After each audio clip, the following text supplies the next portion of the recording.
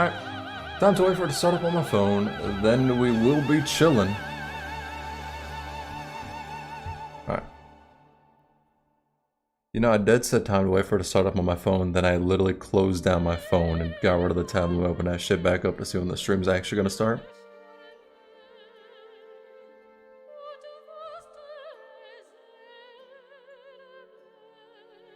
Alright. Alright, it's up now, cool. Alright, man, what's up, Suspicious Lurker? What's up, Glacier? What's up, person? Can't believe it's Tsunul, bro. I can't believe that shit, too. It kinda whack, honestly. Shut up. So. Prior to hopping into Fake It Session, I played like a tiny bit of it prior to the stream. Also, deadass, reason as to why it took forever for this fucking stream to go through, or to happen, I had to go through all of this shit fucking prior.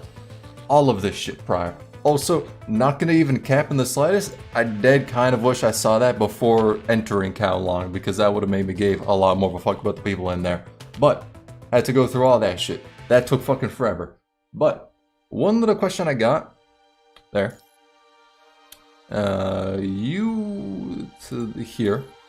So, train. Resonance. What the fuck is this? Like, is this something I want to go for everyone? Is there like different randomized shit I could get per resonance? Like, or is it always guaranteed that's gonna be basic attack level 1 and that's gonna be crit? And when it comes to like buffing it up, should I just use the coins or should I use the materials? Those are just all the questions I got. But alright. Wiki has the best ones? Okay. Okay, so it is random?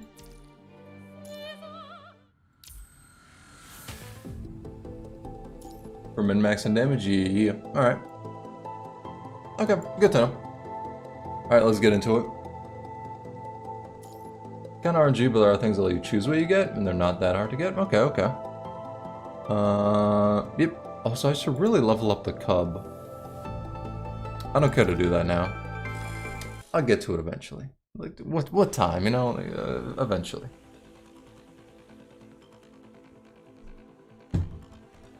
Oh, so in case anyone does not know the setup for what is currently happening, the ship's getting taken down. We went into, like, the fucking cyberspace to beat the shit out of a supercomputer. It's a bit weird when you say it out loud. But in so doing that's basically all that's going on so far, actually. And Murray, apparently, is very fucking sketchy. But you know, we'll get to that in the future. So, the results of the scan show that the area is calm. Not even a single trace of the irregular program is detected. That seems a little out of the ordinary. I suggest proceeding with caution. Is there a way to bypass this area? Searching, no route was found. I can continue searching, but I'll need time. Yeah, how close are we to the ground? Still falling, not very close. Oh, okay, that don't sound bad. How bad is the situation? Pretty fucking bad. Babylonia is designed to navigate through the stratosphere. If the altitude is too low, navigational functions will begin to malfunction. Even if we abandon Babylonia, there won't be enough time to evacuate the whole ship. Oh yeah. One thing I have a question about, though I imagine it's generally unimportant, is why did Luna's sprite change? Because like, oh yeah, there's no way how I'm finishing the chapter 1. That shit is definitely not happening. But like her sprite used to be dog shit in the past, but now it looks like good. I don't know if that's just because she became like a unit you can get, so they just changed it because of that, but yeah. But I do like to see though, deadass, the fact that Luna actually has like fear for humanity now. Bro, she's like actually scared of what people can do. That shit is funny as fuck to see, I ain't even gonna cap.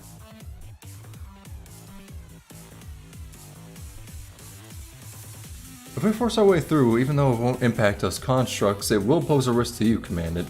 But I also agree that there's no time to waste. In that case, I'll take point. Lee will cover the rear. Commandant, you'll be safe in the back. Oh, it's a lore thing? Oh, okay. Huh. Why is that? Being hit... Punishing virus stuff? Ah, gotcha. Being hit in virtual space won't be fatal, but disconnecting is still excruciating for humans, but not fatal. Okay. Okay. Alright, good to know. If your construct dies, it can still be repaired if the damage isn't beyond the reboot threshold, but humans can't be rebooted, so we can't afford to lose you. Also, I'm like 99% sure on this one, but I want to make 100% sure. Lucia lost her memories when going into the plume form, right? Like 99% sure on that one.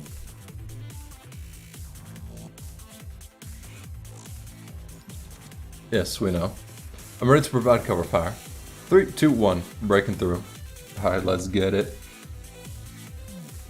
Technically, yeah? Alright. Patrol the area as usual. Looks like they don't pose much of a threat. We should still proceed with caution. I'll look after commanding. We all have an ID code from Babylonia. We should be okay. Also, evidently not. It's kind of handled weirdly, alright. It seems we can't pass here without a fight. Alright, let's get it. When it's done loading, we'll get it. One of these years, we'll get it. Oh yeah, that's an imposter, Bianca. It's the supercomputer disguised as Bianca.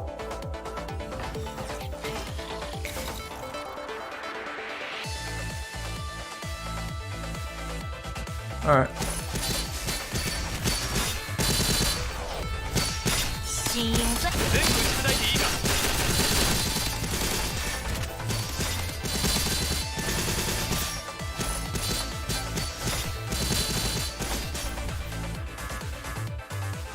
She's even hijacked the security barrier module? Alright.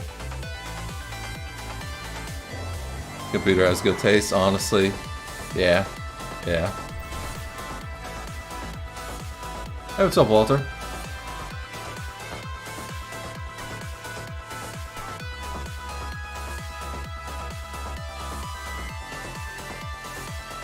Also, I love how much better the environments look.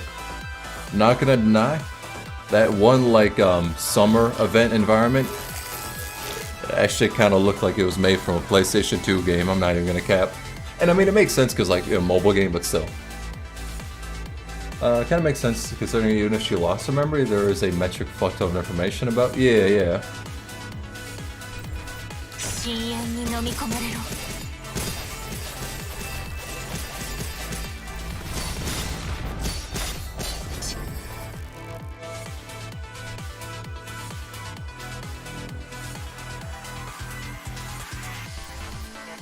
The environments are beautiful. Good to know. Good to know.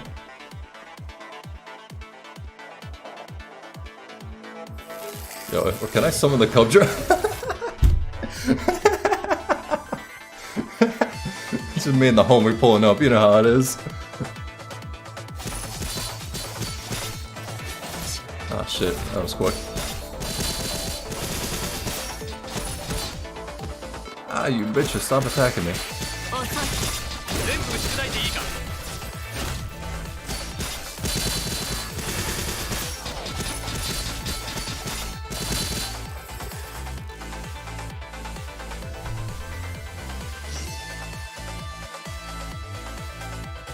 So what the fuck is that?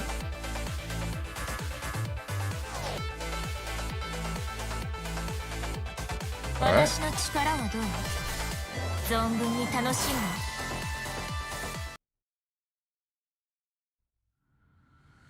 Bridge of Babylonia. The jumper is set. Can we transfer the signal? Not yet. There must be an issue with the power. Fuck. Looks like we have to move the batteries here ourselves. I'll get team 2. Hurry, the power will disconnect in 15 minutes. Yeah, they'll be fine. All anti-inference protocols are dismissed. There is not enough computational power to counteract this unexpected occurrence. Found the glitch in the Matrix. This new PGR is getting nutty. True. Lee charged at Bianca with all his strength and lands a flying kick, causing Bianca to lose balance. Then, using his right hand as an axis, he does a spinning kick with both feet, sending Bianca flying towards Lucia, right into her unsheathed blade. Lucia slashes Bianca, giving her no time to react. Left shoulder separates along the edge of the blade, sending parts flying and disintegrating in the air. And well, we kind of fucking her up. Holy shit. A beam of light hits her. God damn. Fuck. Liv, you just kicked her while she was down. Well, technically she was flying through the air, so maybe she wasn't exactly down. The fragmented body of Bianca separates into three as they fall among the ruins of buildings devastated during the battle. Damn straight it's over, you fucking slaughtered her. Or you ain't even gonna be able to look at like the real Bianca now without remembering that ass whooping. Lucia takes the left, Lee takes the right, Liv comes in from the middle, shielding you as you four carefully move in a pincer formation towards the largest part of Bianca. The largest part of Bianca. Yeah, I think we all know what that shit is. The camouflage on her fragmented body has almost disappeared, and the resemblance of Bianca completely disintegrated, leaving a peculiar shape behind. Asimov hasn't told us that the issue is resolved, so this must be the subterminal Huashu specifically used to block us. Looks like Huashu is still causing Babylonia to fall from somewhere else. I remember that during the Battle of Kowloon, Gabriel took Huashu's key from Q. So the Ascendants are behind this, then Huashu wouldn't be issuing the attack on Babylonia otherwise. AI is restricted by security protocols. They can't execute such dangerous orders without first receiving them from an operator.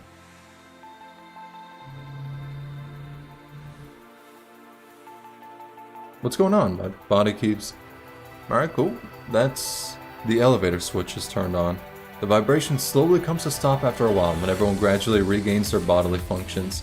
At which point the rest of you finally notice Liv pointing off into the distance. Attack on Titan reference? Following her hand, everyone sees authorization restriction revoked, displayed on the operation panel to the passageway.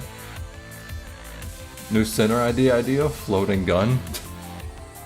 Honestly thinking on it though, that would be like the most badass shit if somebody had like the power of telekinesis and then used that to cause a gun to float and shoot it from there. It would be dumb as fuck, but it would be kind of cool. You can't make two different transformers. If the bridge goes up, I'm not footing the bill. But connect the jumper and crank up the voltage. Are you crazy? If you blow up the immersion chamber, you sever all the power. We can't wait 5 more minutes and the voltage will go below the red line. If it blows up, it blows up. It can last another minute. That's still a minute longer. I ain't gonna cap. Whenever they talk about all that like scientific shit, my eyes just glaze over. I don't know what the hell they're talking about. The area infiltrated by these subterminals is in danger, calling all subterminals to provide protection. They found the access point and the location of the subterminal. They said everything was under control. I miscalculated the capabilities of Grey Raven. It appears that their maneuver and strength have improved since the battle in Kowloon. Yeah, it has considerably. We kind of got our ass beat. Is the database outdated? Seems highly likely. I cannot understand what you are implying. Damn. Random point, but the world building PGR is actually incredible. Huge nerf for that kind of stuff? Alright, okay, good shit, good shit. Meanwhile, Murray has already disassembled the large terminal in the archives and connected cables of various sizes to a peculiar looking module. He looks at the jerry-rigged bionic access terminal and smiles wearily. Looks like this is the only place to infiltrate Gestalt without being detected. Gestalt is limited by the principal protocols, so it won't intentionally inflict fatal damage to human consciousness. But who can be sure that Gestalt is still its former self after having evolved for so long?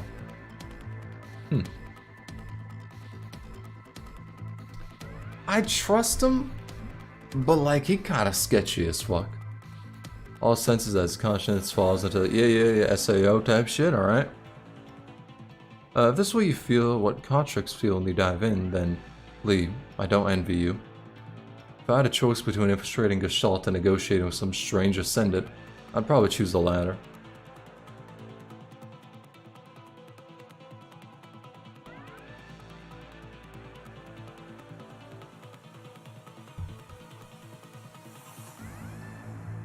Barbarian, the fuck are you gonna do? Towards where he entered, and he opens his hands. This full ban lockdown procedure and activate self mode for this block. This will deactivate the normal immersion and disengagement protocol, but that shouldn't be an issue for you, Lee. Oh, okay. After all, only by activating the security mode can I cover my tracks. I don't know what the fuck he did. I thought he was gonna like sum it up some like Iron Man type of mech shit, but yeah, more you know. The fact this is the same kid we see in Lee's interlude is mind-boggling to me. Yeah, that motherfucker must have... They went through some shit. They had to grow up. What's the signal? What? Now take a look. Which displays a lit-up dot hovering around core S42. What's this? It just appeared. That shouldn't be there. That floor is highly isolated. It shouldn't be accessible to external entities, yeah, or entries.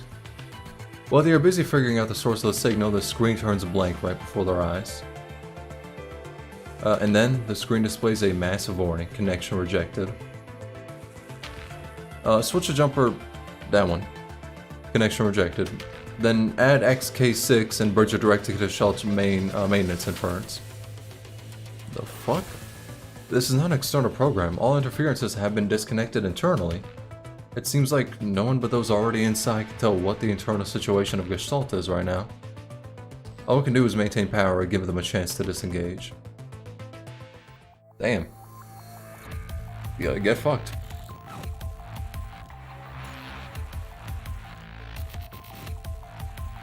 Nice move. Our comms are disconnected. Try activating the logout sequence? We can't disengage.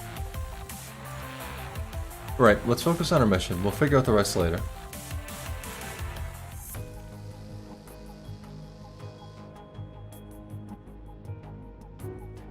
That's enough. Withdraw the main intrusion terminal as soon as possible, since it's about to fail. There's no reason to tangle with them any further.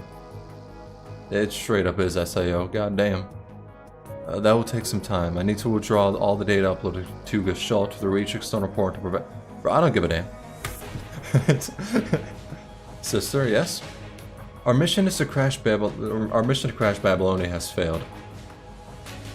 Already? Yeah, motherfuckers suck.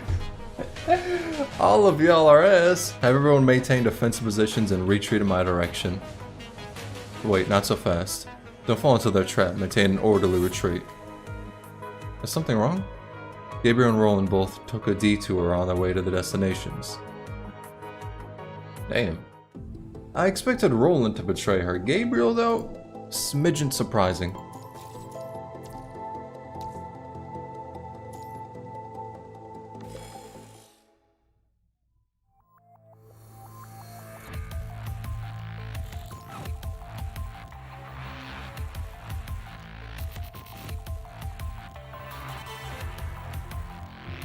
Yeah, Roland.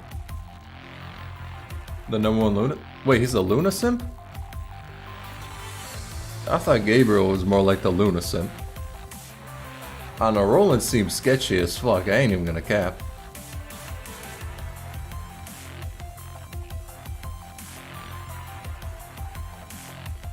Necessary means will be carried out. I'm gonna fuck you.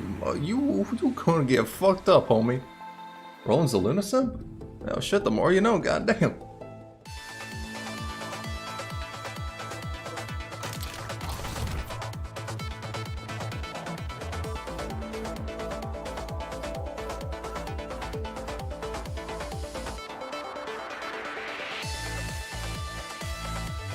Alright. He's a fedora wearing simp just without the fedora? True. He doesn't have the fedora, but he has like the chain blade. He's got that one fucking weapon from Bloodborne. Okay, that bad beginning, I'll make up for though. God damn it, I didn't want to get... Okay, there we go, that works.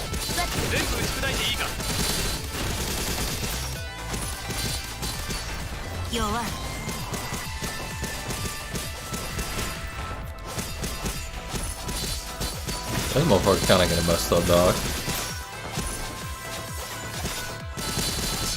Ow, ow. Motherfucker, get back here, get back here.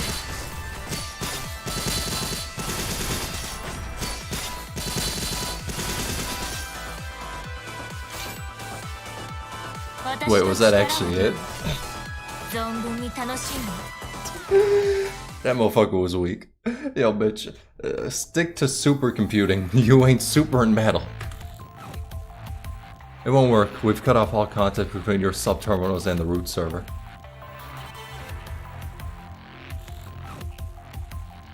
Stop your infiltration on Babylonia immediately. They kinda dead already, dog. Did you see the BRS collab in CN? Dead Master Fight looks fun as hell. I feel like I saw a bit of it, but not that much.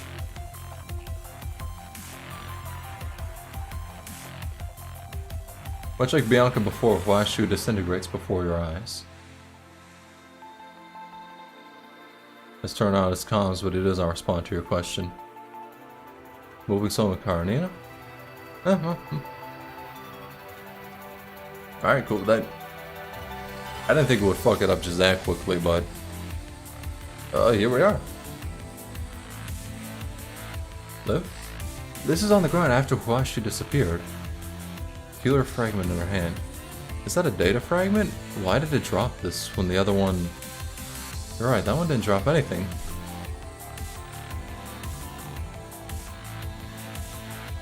Maybe the fragment was solidified with the core of the sub-terminal and it was damaged when the core disintegrated. Okay. Really good. We just finished preparations for you to leave the virtual space. We've managed to start ascending, but we won't be able to return to low Earth orbit anytime soon. At least we've stopped losing altitude. Vashu was the one who infiltrated Gestalt and the sub-terminal dropped this Asimov. Wait. Prepare to disengage from the virtual space.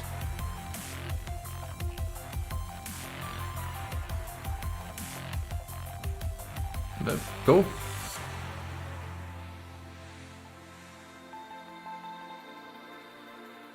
I can't get to... Oh wait, we can't disengage? Looks like a part of the full ban lockdown procedure is still in effect. Yeah, because of Murray, right?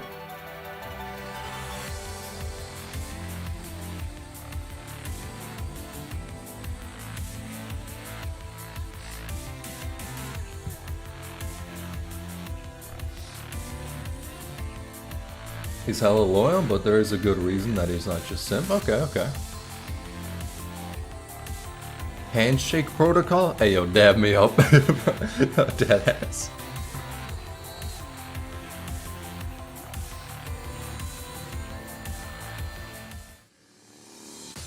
Warning, unauthorized data flow detected. Emergency safeguard activated.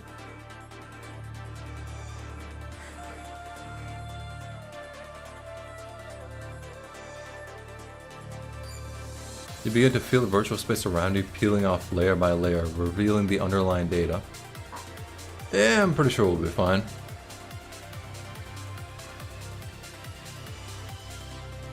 Offend Gestalt a little?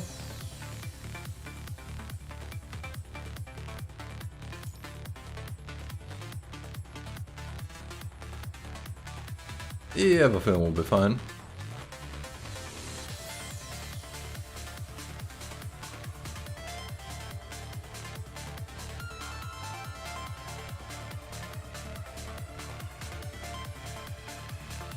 Yeah, straight up. Hey, yo, bro, damn me up.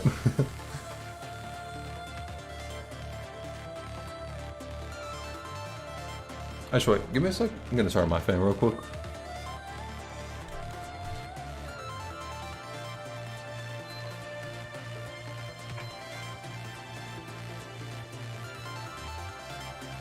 Alright, there we go. Cannot wait for it to become winter, holy shit. How's your day? Good so far. How about you?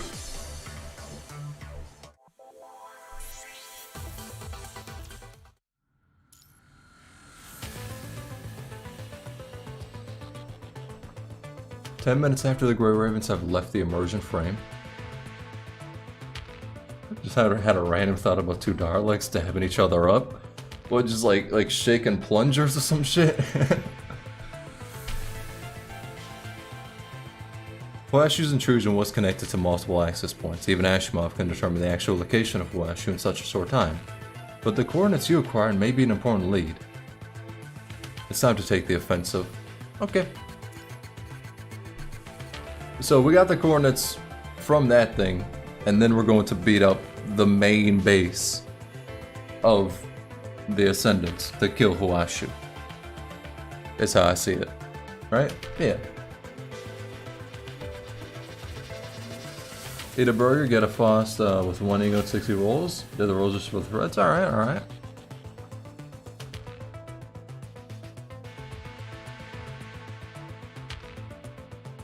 We can minimize it with a swift and efficient operation.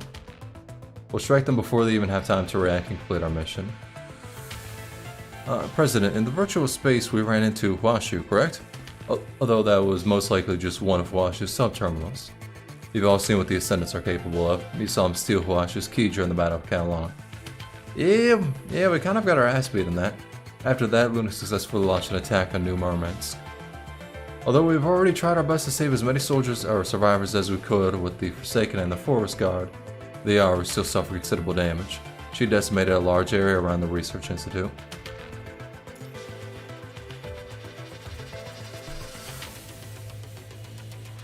According to the damage and the statement from Strassen before he passed out in the ICU, the Ascendants stole the experimental high-energy antenna cluster from the ruins, just as we suspected. We couldn't get any more information out of Strassen. After all, even the doctor doesn't know if he'll ever wake up again.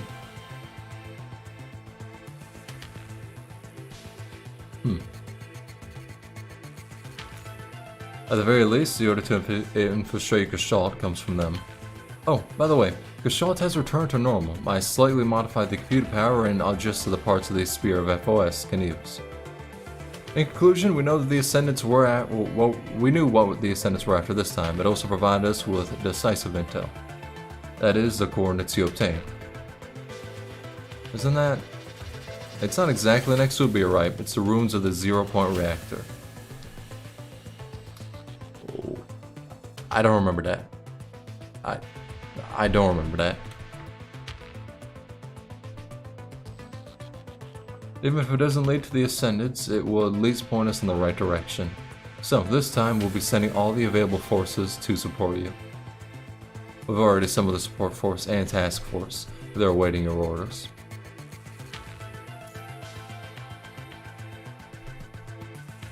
I unironically love random big science words in sci-fi settings. It's a goofy reactor that made the Punisher virus show up? Ah, okay.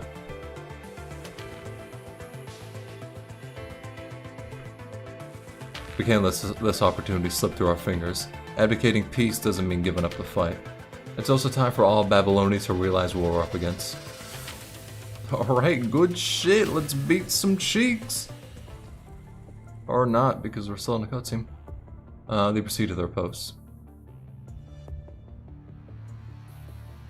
Nani? Okay. I'm not sending Tsunul away on another mission. There's just something I need to tell your commandant. Is he about to like roast my fit or some shit? Like what the fuck is gonna transpire? He looks at Lucy as she walks off, lost in thought. Looks like my hunch was correct. Huh? No. I don't remember that. It did? Huh? So much more information about Babylonia that can now be brought to light. The more you know. My first time hearing this shit, he kind of exposing himself right there. 0-point thing will be explained later, no need to care about it right now. Okay. But on a battlefield, the lack of crucial information can cause irreparable consequences. Alright.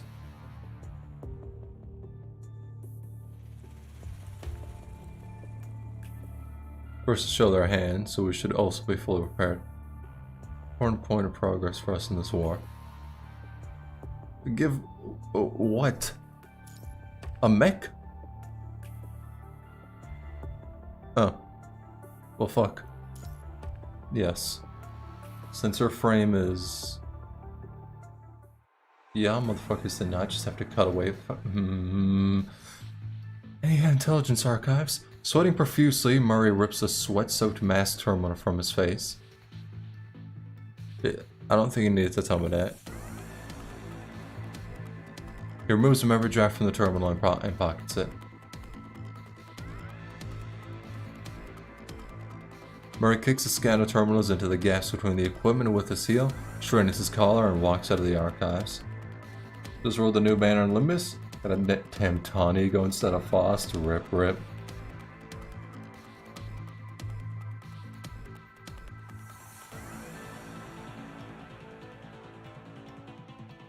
Scarab? Huh.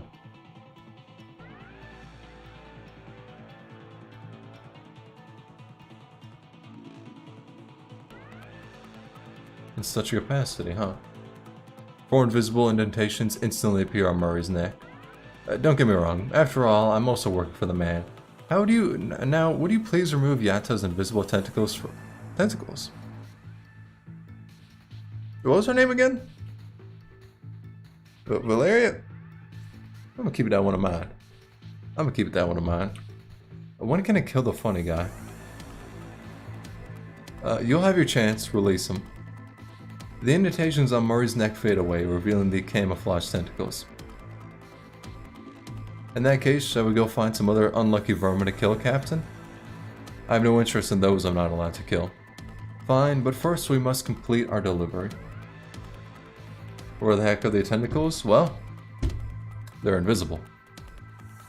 So, we don't really know.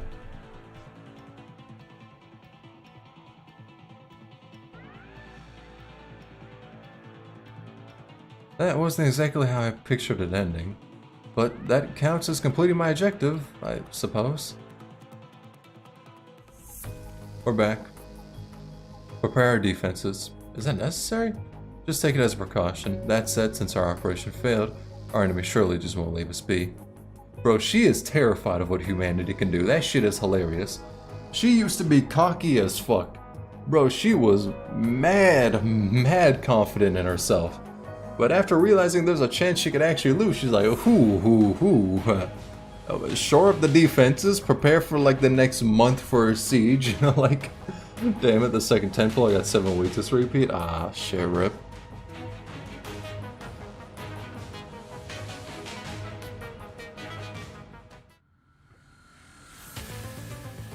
Order from the president with the highest clearance. From now on, all inbound and outbound routes for Babylonia are under emergency takeover. Yeah, straight up. She straight forgot that. Deck control team, please arrive at the stations within 15 minutes. First outbound flight, T minus 20 minutes. This is not a drill. Repeat, this is not a drill.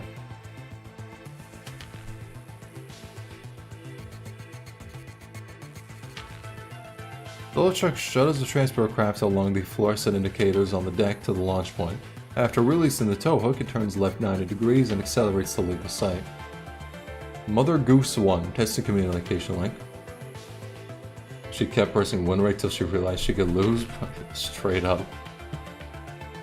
Mother Goose 1, take runway 37 flight, turn 167.43 upon departure. Maintain communication. Godspeed.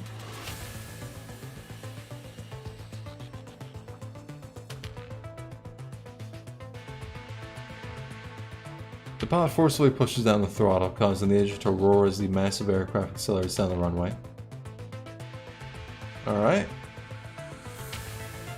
While deck is busy with inbound and outbound flights, the launches below the deck also remain at the ready. Copy. Launch after Mother Goose 1 has cleared the deck. T minus 2 minutes.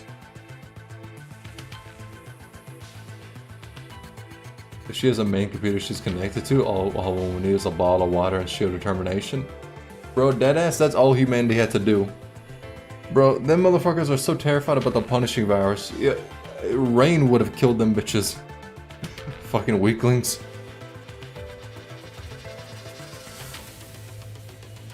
If you encounter enemies, avoid unnecessary confrontation. Your top priority is the escort of the transport craft. Takeoff is go. Roger 1 to Ranger 16. Prepare for launch. Alright boys, it's showtime. Showtime is in getting off this land where I could actually fight.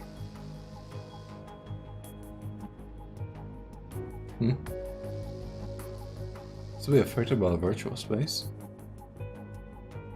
The moment they reach the ground, get to the point. We should consider temporarily uploading the Spear of FOS to their command links. Okay. Question. What the fuck is a Spear of FOS? That ass. They keep talking about that shit.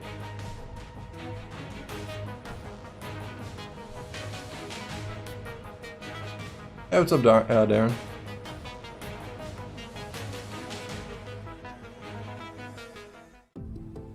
Alright, well, I'll take the reward, though. Give me that shit. Don't mind if I do. You'll learn? Okay, okay. Also, another question. Bianca's weapon. Also, doesn't mean I'm like 25%. I'm asking a lot of questions, but your boy's learning. But I suppose I'm not like 25% of the way done. But Bianca the Stigmata, because he changed her name for the global release, is her weapon like worth it to get? I should have enough to get both her and the weapon, so I'm wondering if it would be worth the 30 pulls.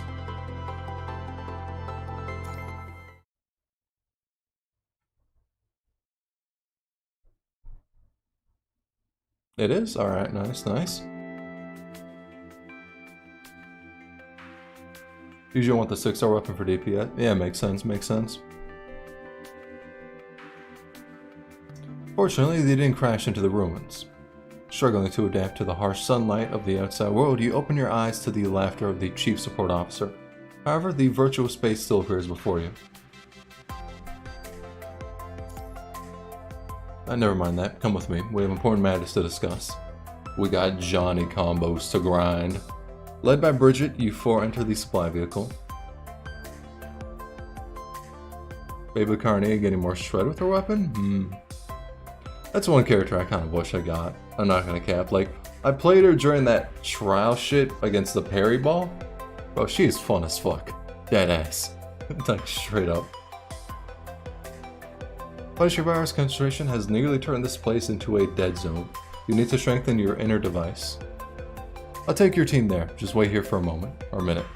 Before leaving, she rummages through the mountains of supplies for a few seconds and pulls out a protective suit.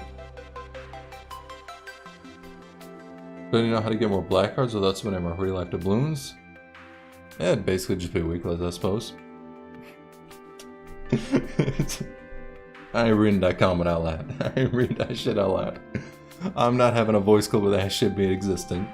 I mean, I do mimic the sentiment, but you know. Here's your... Oh yeah, I read that.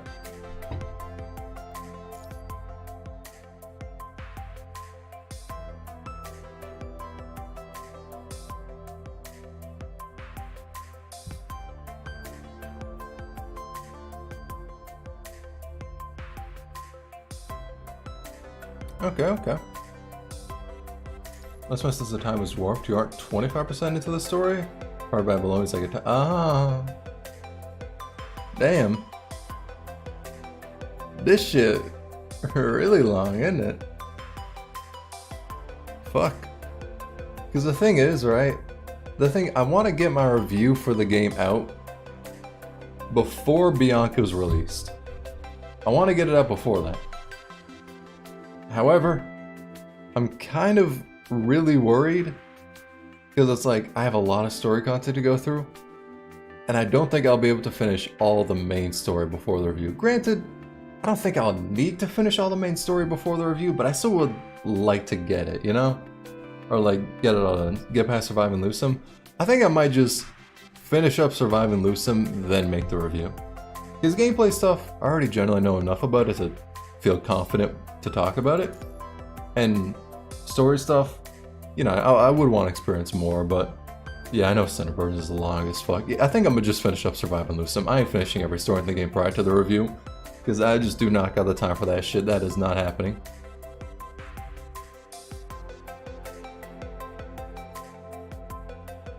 And because I planned for the editing of that video to be like much longer, because generally like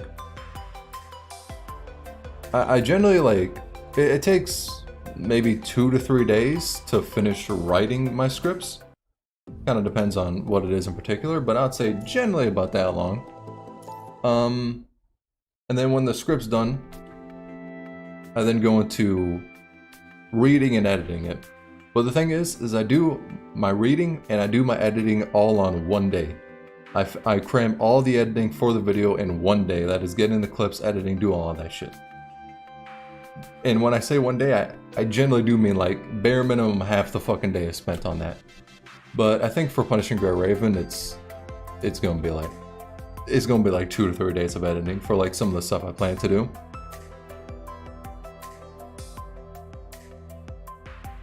Preventing the Spear of FOS from shutting down in time, leaving the real-time virtual spatial data generation in your cognitions. Generally speaking, it shouldn't be too much of a hindrance. You would have made a full recovery after a few days of rest in the infirmary, but time is of the essence and I think we could use it to our advantage. I'm going to try to upload the Sphere of FOS to your command link to synchronize it with your senses. This should allow you to restore, record, and play back the spatial data that you find. Some kind of software miniature gestalt that could stimulate past scenarios. Kind of forgot about it to be honest. Okay, fair enough.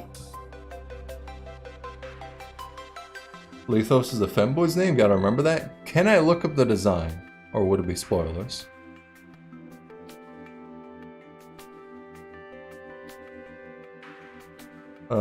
Modern PGRs, just a shit ton of reading? Okay. You can? Alright. We're pulling this shot on up. Lethos?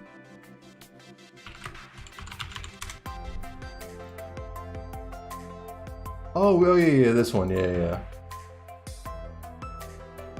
Yeah, that one, yeah, I remember seeing the CG of it. Forgot the name was Lethos. Alright.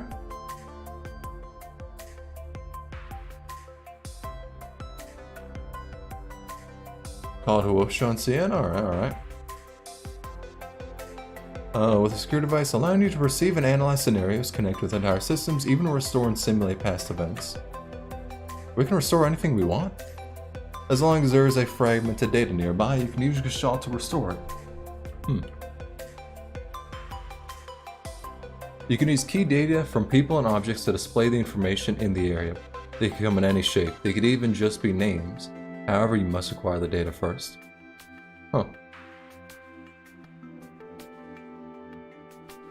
Wait, I'll connect it to him. That's not too bad. It'll filter out many useless information. Damn. I don't think this is their first time in my memory that they met. They probably did meet, like, you know, as Murray being an adult later, but like, this is the first time I'm remembering that shit happening. Nothing strange about this, Lee. We can catch up once this crisis is averted. Now, let Bridget give you the security terminal that Ashimov mentioned. Bridget smiles and hands over a package containing more than a dozen sophisticated cube-like devices. I'm sure Ashimov has explained what these are for. Yeah, shit, take the bag. But as long as the secure terminal is active, you'll be able to investigate the area more easily. That's all we have to prepare for now. Any questions? No.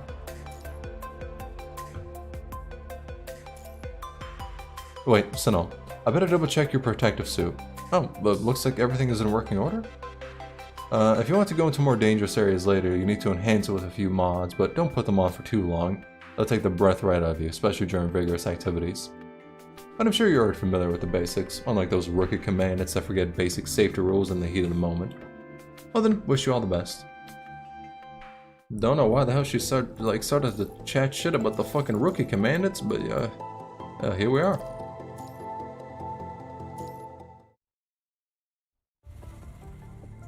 Not long after leaving the supply vehicle, you find the street covered with red spikes and pools of red liquid.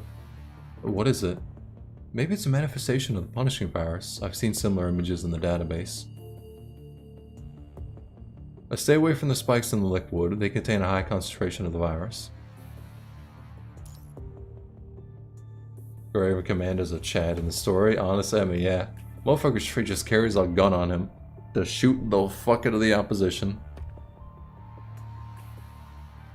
If you get too close to the red liquid, you'll begin to show signs of corruption. It's best to just avoid them at all costs. That was a quick fucking cutscene. Okay. Mission start.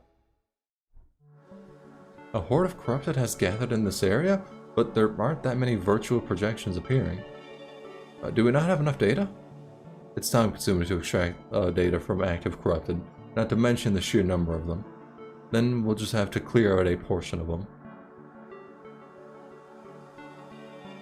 These corrupted are blocking the street. Looks like we have no choice but to fight if we want to keep going. Alright. Crush their balls. Liv, what the fuck you doing? After we pass through Old Street, are we going to the business district? Red Tide moment, tipping point for shit going down? Okay, okay.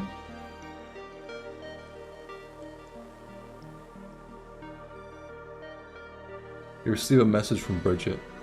Bro, whenever I hear Bridget, I always think of the fucking person from, like, Strife. It's like she's in my mind, not this fucking imposter. Hey, we just got attacked by Corrupted. They destroyed a security terminal here. Are y'all okay? Yep, yep.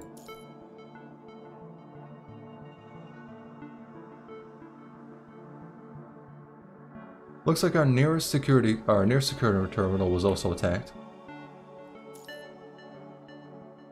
Gray Room Commander gets attacked by some eldritch abomination, decides in 9mm is the solution. Hand it to Lee, who begins setting it up hastily.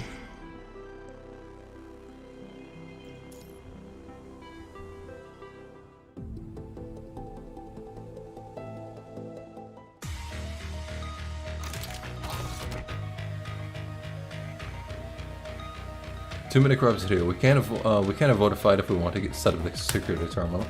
Alright. Commander's American? Yeah. Okay. Red Tide battle theme, my beloved. I kind of wish it was a bit louder, honestly. I mean, yeah, that's on me for having it so low, but you know, I kind of want to go into the settings. I'll bump up the music real quick. Alright, Lee, I'll protect you by running away from you. Goodbye. Hold on.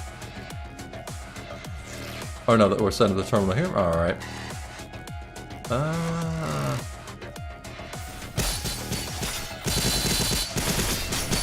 No, I don't want to attack that one! You bitch ass motherfucker, how dare you? Yeah, Leo, gang up on him real quick. Yo, fight back, fight back! The sprite for the commandant? I actually kind of want to check that shit out.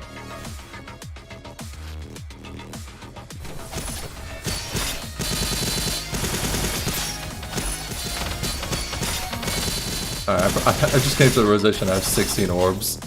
I should probably pop out a couple of them.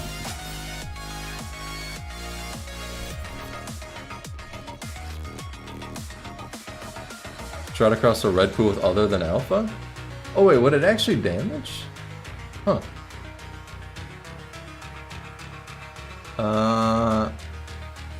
That's actually a pretty fucking chill attention to detail. I have to do it when I come across a new one. Because it doesn't look like I could reach that one right there.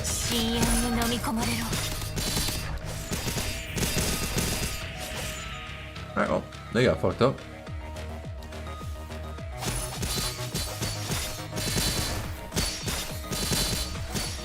No!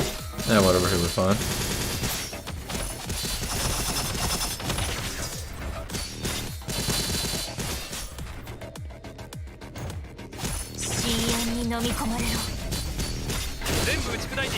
I'm not gonna cap. I kind of greatly cannot wait to get Bianco Stigmata. Because like, I don't know. I feel like I'm a it didn't get hit. I feel like I'm a bit too used to playing as Alpha now, you know? And like, there's some stuff that I find a bit annoying, like, it's very optimal on Alpha to get a Matrix dodge, but then sometimes if you're just beating the fuck out of the enemy, you just can't get it. Or stuff like that where they barely miss and you don't fully get it off. So, there's some stuff like that where it's like, alright, I really just want to get like a new playstyle.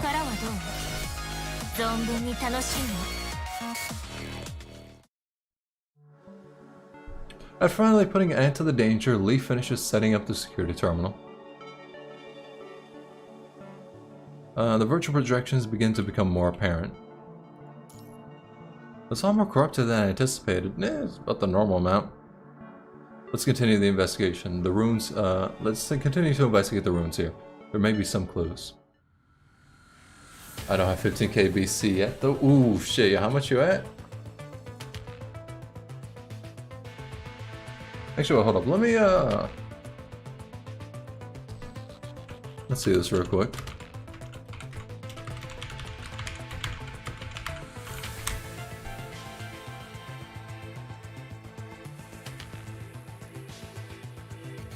Alright, deadass. I don't know which one of these it is. Is it that one? Hey yo, if it's that shit actually looks raw as fuck. 11.4? Okay. 10 pity right now? Okay, that's not that bad. That one and the third one, so that one. But that shit actually looks chill as hell. God damn.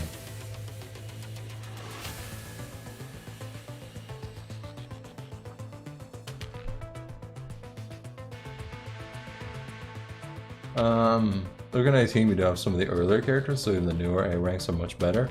Yeah. Game plan is just gonna be like, what do you call it? Game plan is gonna be, I'm gonna get Rosetta from the selector, I'm gonna roll for Bianca and her weapon, and then for the fourth motherfucker, or well, not fourth motherfucker, for the third motherfucker, the healer, I think I'm gonna still just use Liv. I think the current one I got on my team, because I don't know who would be better for a physical team, the current Liv or like the A rank Liv. I don't know which one's better for the healer of a physical team.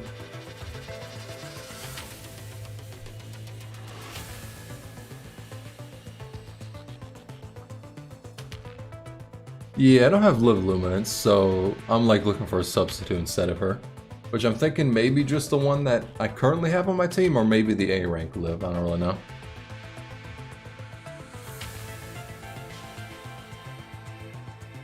Hurry and reinforce your protective gear, Commandant. Our enhanced invert devices can still hold out a little longer.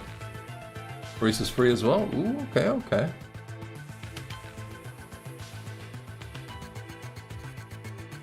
How long can we survive in this level of concentration with our current protective equipment? Liv Lux's Lightning? Yeah, that's why I was wondering if she just wouldn't be good for it. I don't know. So I'm thinking of just base Liv, unless anyone knows a substitute for Liv Luminance. For like a physical team. Because I don't know if there's like, I haven't been able to find a site that tells me like the best teams, you know? It's like, the only thing I could really check for that is like online forums, I suppose. Maybe the base game has like team setups as well, but I haven't been able to find a site that says like, oh, this is the best dark team, this is the best fire team, you know? Okay, so base Liv? Okay.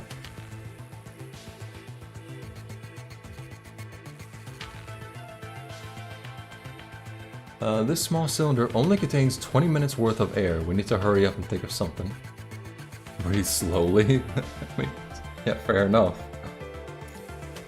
Can you chart the quickest escape route? As long as you get the 4 set physical healer memories, base Liv is more than enough with it.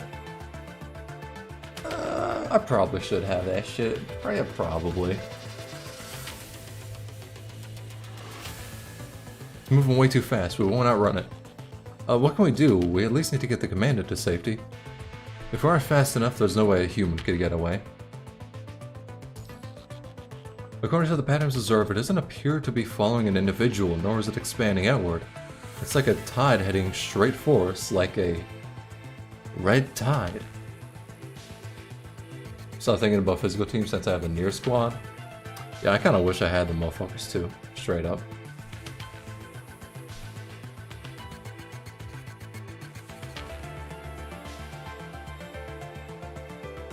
SpiderTube is a good channel to watch videos on how characters are played. He also tells optimal builds. Okay.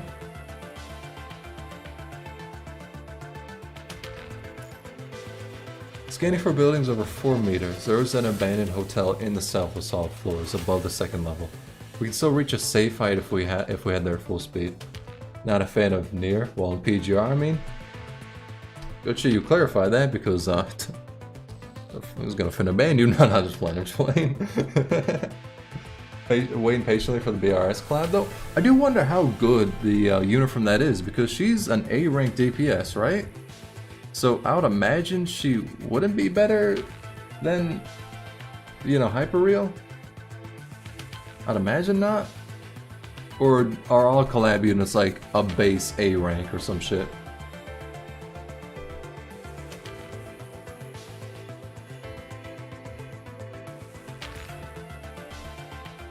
Not meta, but still powerful and fun? Okay. Even if we have to climb up the side of the building. All the nears were S? Alright. A bit weird then that they made her A rank. I don't know. Seems that it'll just make more sense to make her S rank, but no, whatever. As Liv has expected, you arrive to find the interior damaged from an explosion.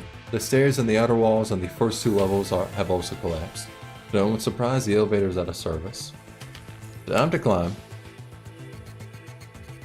After arduously climbing to a safe height, you see a strange crimson mass appear before you even have time to take cover inside.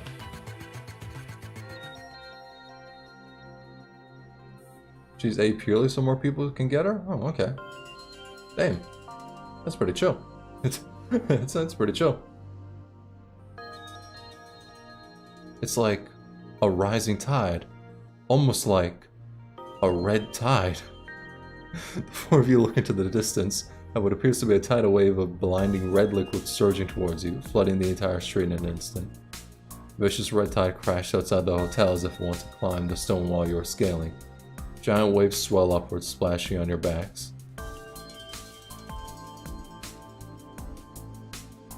Huh.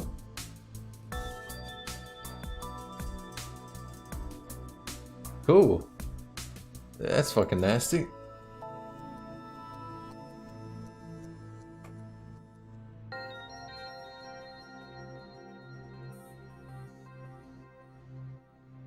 Looking down, you see the scarlet liquid pouring in from the damaged section of the building, filling up to the 2nd floor. So the water is fucking sentient? You have yet to stand firmly on your feet, and the alarm on your cylinder buzzes to indicate that half the oxygen is already gone. It seems that your climb has significantly increased oxygen consumption. The viral concentration here has returned to a level suitable for our regular equipment. It seems like the lethal concentration I detected originates from this red liquid. The water is alive? That's fucking weird.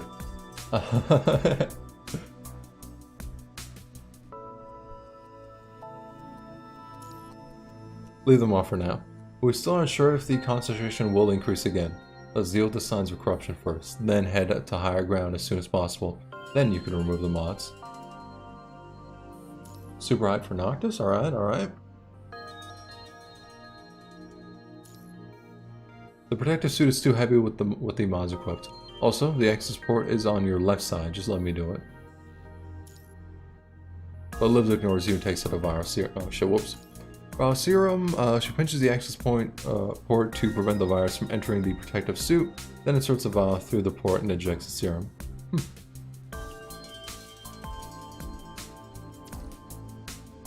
Some commandants with a weaker physique can barely run with it on, requiring their team members.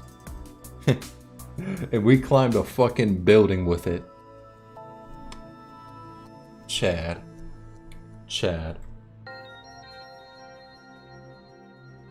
After injecting the serum, the 3 of them watch as you stand up and take a few steps. Looks like that's not an issue for the commandant though. Damn straight. I'd even say you climbed up to the 3rd floor as fast as us. Goddamn right, motherfucker.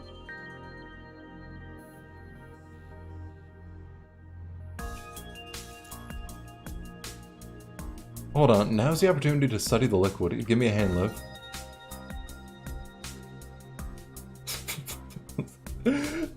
I'm just imagining some fucking like it's like a kid with a stick just poking something. Are you good? The liquid is thick, almost like mud. Seems to be what we just saw. We need a name for it. Fucking red liquid, red tide. Oh. I swear to God, wasn't the red tide a saying before that shit? Nah, maybe not. Actually, I'm probably thinking about red tide being a saying before this because of the fucking Immunopolis bullshit that talked about the red tide a lot. Also, that game mode was fucking dog. Okay, my voice cracked. We don't acknowledge it. The emotions have overwhelmed me. But that game mode was fucking dog shit. Immunopolis was fucking boring. And I say that as somebody who was actively watching a TV show while doing it. Briggs and Remains looks like it swept up quite a few corrupt on its way here. Is it recycling their bodies?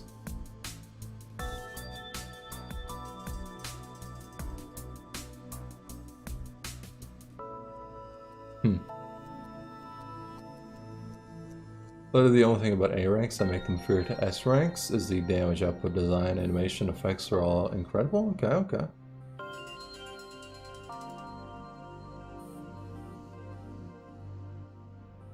Yeah, that minigame shows that. Also, that Minesweeper type of thing they had, I appreciate it because I like Minesweeper, but like, there's some questions I had about playing through it, like why the fuck do most of the time I have to click on a random ass space? Anyway, appears to be malfunctioning. Red color tide was an actual phenomenon, except it's not punishing, no pun intended. Oh, okay, okay.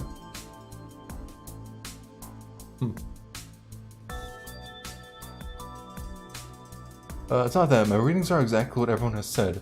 The red tide contains a high concentration of the punishing virus and a large number of corrupted remains. But the punishing virus appears abnormal. They're proliferating like biological viruses and exhibiting parasitic behavior. Maybe my survey equipment is just malfunctioning. That seems pretty bad. It has to be an error. That makes me think it's not an error. Prepare a report. That's actually gonna be jotted down. It's gonna be rather important.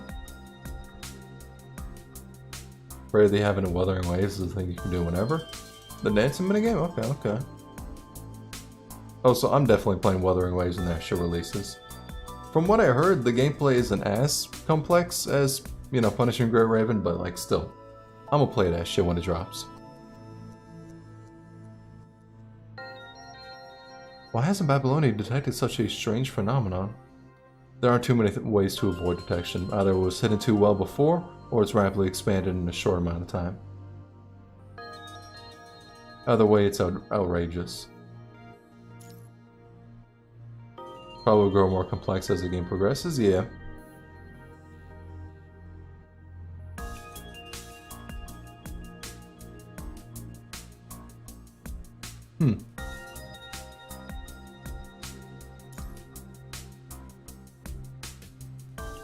Bro, you once again shift your gaze to the red tide outside the window.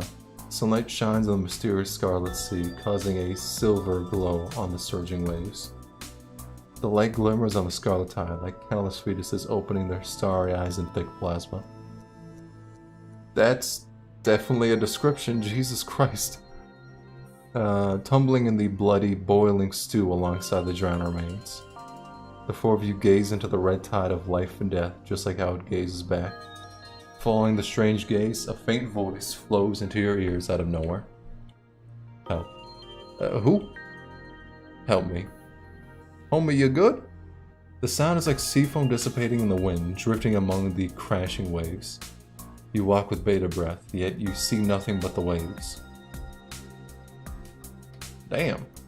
Yeah, it's a shit ton of poetic metaphors, goddamn.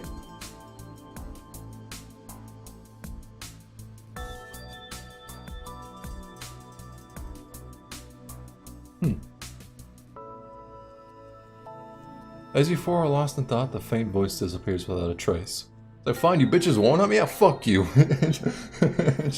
Just goes further into the tide.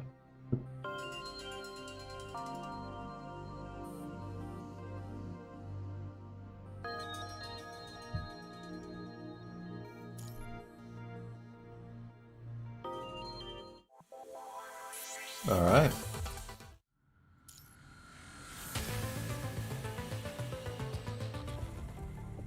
Climbing up the long and narrow steps, you come upon a relatively safe area, finally allowing you to unload the heavy mods and empty air cylinder. You search all the accessible floors but find no one. Only the rooms lying in ruins remain unsearched.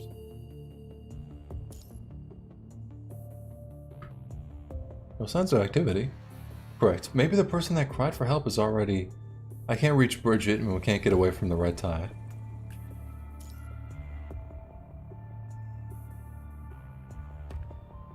Let's clean up the debris first. Pretty sure there's a line in the later chapter that's literally compares an enemy to Jesus on the cross. What the fuck? That sounds funny as fuck. And up there he stood, looking just like my main man, JC. The four of you use the improvised shovels to clear the debris in the corridor. Opening the doors, you find what appears to be similar storage rooms one after another. In the last room, old daily necessities are littered throughout, accompanied by stacks of storage boxes. Several work uniforms discarded in the corridor have grown moldy over time.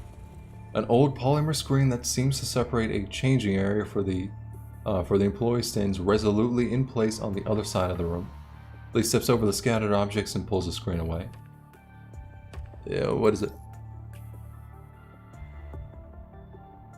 You see a construct and a human in commanded uniform. Huh. They weren't the ones calling for help, were they?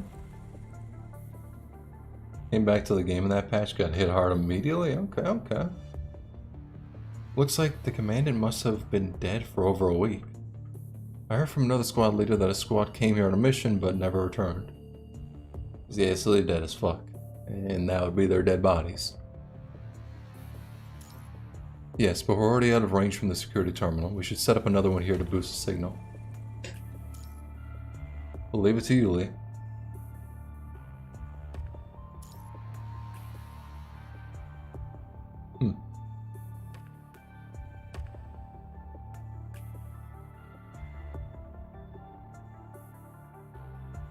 Yep. Under the influence of the Spear of FOS, you see two constructs and a human commandant appearing in the room. They lean warily against the wall and place the hollow screens from the terminals in front of them. There are three, huh?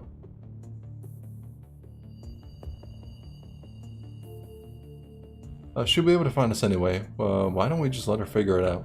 Quit being stupid. Only issue with Echo Arya as a chapter is that for a character named Arya, a large majority of the story reading is legit dead silent, no music. Oh, really? Huh.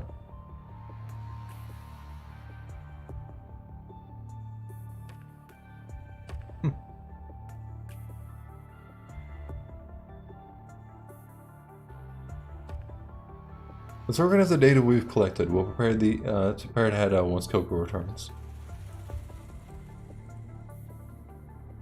The blood-like liquid rattler and I discovered nearby. It's showing signs of the punishing virus evolving biologically. The last recon team investigating it is still missing. Maybe they've been absorbed into it. Information from this one sentence is enough to fill the four of you with the same disarray as the three people in the projection. We sampled that liquid just a few days ago, but it's now 3 times the size. It can cover an entire block now when it gushes out of the ground. Gushes? Does this sort of recede like the tide? I think calling it a fountain is more accurate. That may have been true a few days ago, but now it's turning into a tide.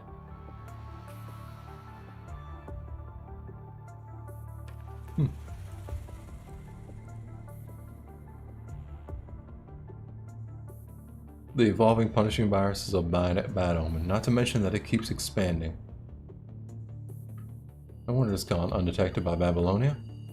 He had already uncovered so much, if only he had returned safely. Good thing we reported it. I thought my survey equipment was malfunctioning. But we've always been able to count on you, Liv. You should have more faith in yourself. However, if a team had already gone missing here, the following team sent here should have been far more equipped. And if that team also went missing...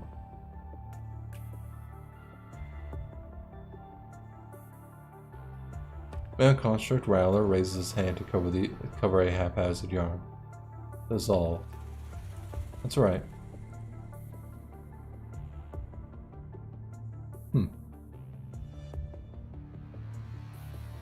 While the projection resumes, the two constructs at the table stand up and prepare to leave per their commandant's order.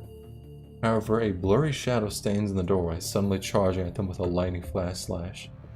Coco. He opens his eyes wide in horror as he looks at the dark figures before him, then falls to the ground limp. So did that motherfucker get infected?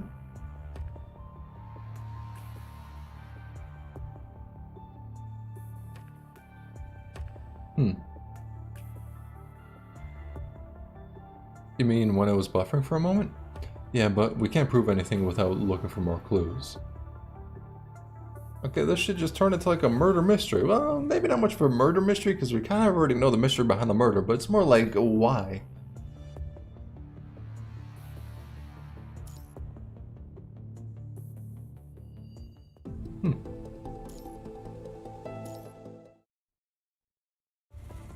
I didn't even touch Echo Aria or Selenia related stuff except the fucking roguelike.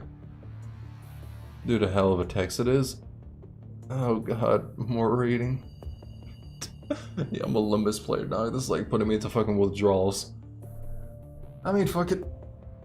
I went through fucking Chapter 8 of Arknights. Yeah, I could do anything, god damn it. Even though this shit is longer than Chapter 8 of Arknights, but still.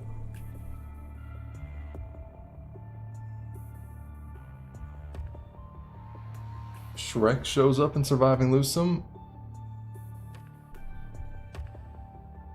Deadass, that sounds like a joke, but it's said in a serious enough tone of voice to where I don't think it is. Why the fuck did they have a Shrek collab?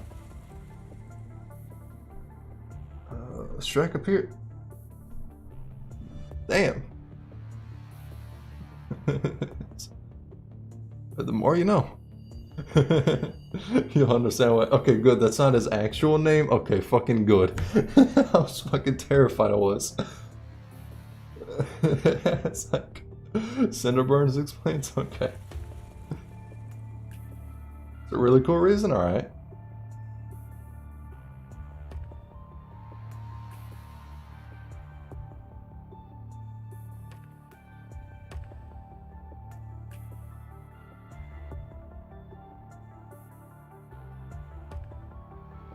Yeah, she don't look half bad. Door swings open, small girl runs in from outside. Looks around her, resembling an auxiliary device unique to her. Coco's back. Let's get ready to go. Listen, I made a big discovery. That what? Red Tide retains the consciousness of the dead and can speak. That would explain the help me. I found the missing commandant in the Red Flood. The four of you, as well as the three projections, all look surprised. She kept calling my name and asking if I had seen her sister. That chapter depressing?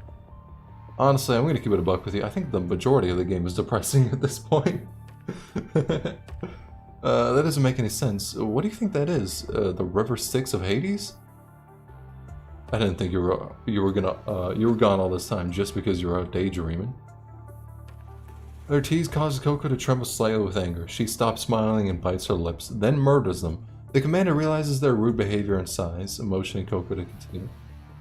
Not only did I find out about the missing commandant, I uncovered two other commonalities after I went asking around the other scavengers. Coco maintains her polite smile, but her voice has a solemn undertone. First off, the voices they've heard also come from those who've died in the Red Tide, which is different from the River Styx. It's not like you can hear everyone who has ever died. The commander nods, she relaxes a bit, then swipes the screen with her fingertips to show a video to the other three. I'm not sure if the red liquid has to be the direct cause of death, or if it applies to all those who get swallowed up after death. I didn't see how the commander died, I just found some of the things she left behind near the tide. Even though I could hear her, I could only distinguish a few vague sentences. It's impossible to judge whether the red liquid retains her consciousness or is just imitating her. Every NPC in the game that's cool looking in this game has always left me hanging. Damn. The second thing is, the scavengers said they could hear her voice too. Kind of like how no one would greet a stranger in a distant crowd.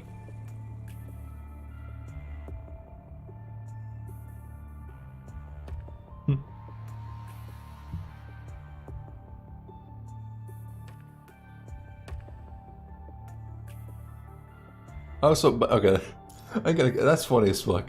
The dead commandant says, alright, let's prepare to leave. I'm gonna take a guess.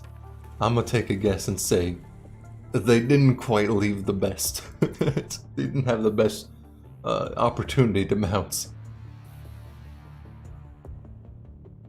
Homie, he has the voice of every other character in this fucking game.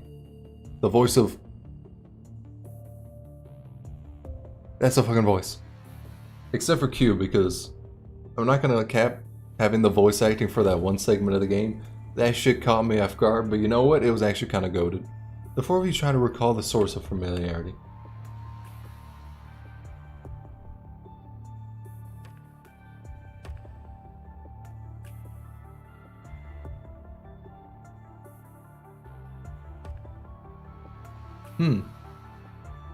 Alright, damn.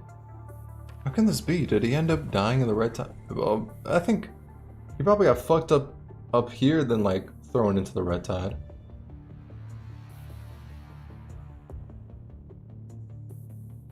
Maybe they weren't stationed here, but gathered here. Gathered here? You mean the red tide lured them here? Lured like the Pied Piper? What the fuck is that? The Pied Piper? Okay. What's it about? Hey, it's Lamia! A new projection emerges from the darkness. Somehow her figure is blurry, but you can still clearly see the mermaid tail. Time to bully this motherfucker. Corrupted? Ascendant more so. Do you not know the... No. No. However, the constructs stand little chance against an ascendant. The construct is... a construct in front is thrown across the room, and he stops moving after barely any struggle.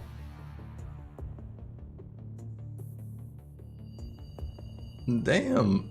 Wait. Huh. The commandant's neck snaps from the impact. If their neck snapped from the impact, how the fuck was Coco able to cut them down later? Unless they were somehow brought back with them?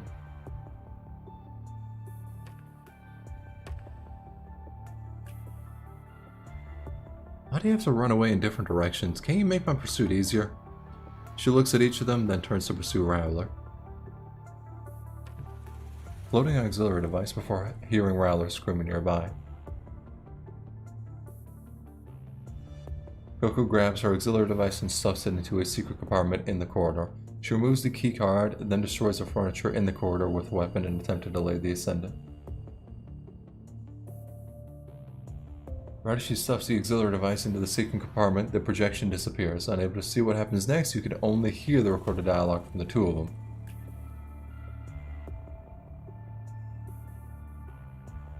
Do I really have to explain everything?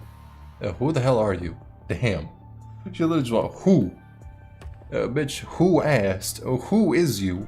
That doesn't concern you. Since you were investigating under the Ascendance's watchful eyes, you can't walk it if you're alive.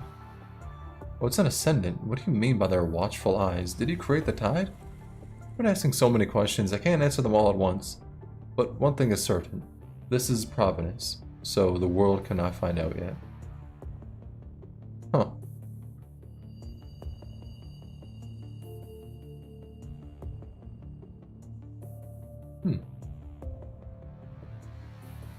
How troublesome. Now I have to chase the other guy who ran away, but I'm sure he hasn't gone far with that injury. Under their watchful eyes? And the other guy that ran away, wasn't it only Rowler and the other one that ran away? But Rowler was screaming.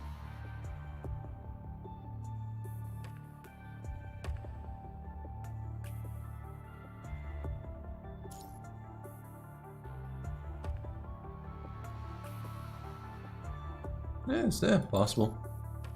At that moment, your comms indicator flashes. Hey, looks like we finally reached you. We lost contact for so long, I was starting to get worried. Homie, we ain't gonna die. Why? The commander is not a bitch. That's why.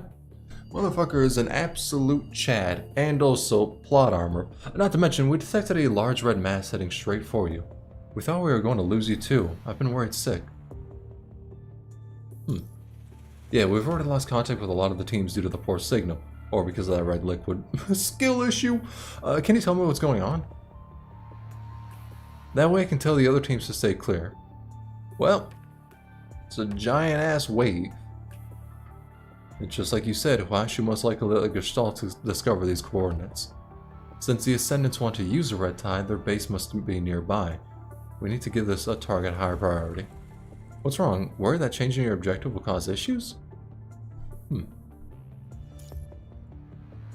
Agreed. I'll report the new target to the higher-ups. Hopefully they'll dispatch more people. But, as you know, with the signal as bad as it is here, it's probably going to be sunset when we hear back.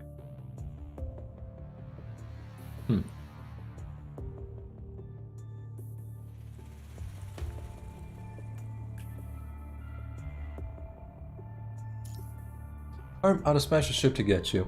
Wait by the hotel window, like Cinderella's carriage waiting for her at midnight. Homie, this is a very serious situation. We haven't received any good news, but at least we haven't heard anything worse. Seems like it's still roughly the same altitude as when you first left. It's rising slowly, but it can't accelerate for a while, which means that it's still in danger of being targeted from the surface. As you know, most of the crew has ascended along with you. Those that remained on board are scrambling to clean up.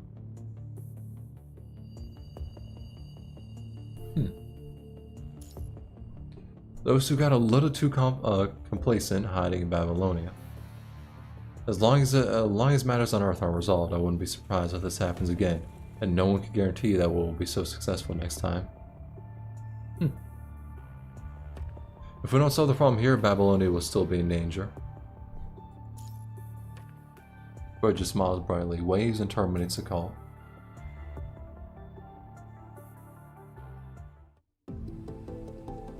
Oh damn. Hetero creature? In my punishing Grey Raven? Fuck no. Ain't no hetero here, homie. God damn. All I'm saying, look at Lee. Ain't none of that shit.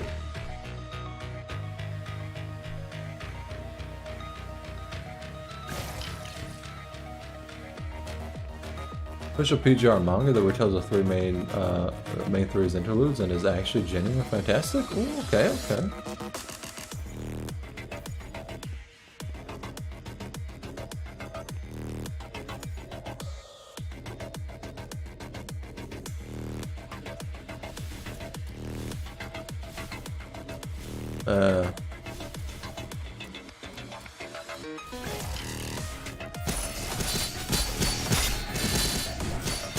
Wait, was I meant to attack him?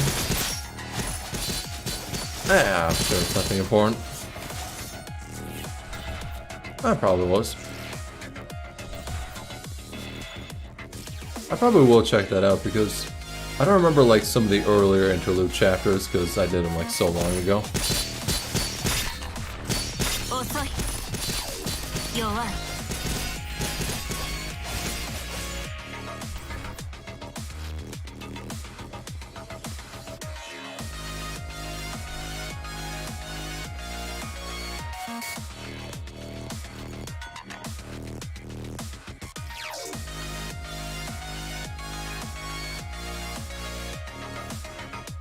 Oh, is there like, so I have to find an anomaly?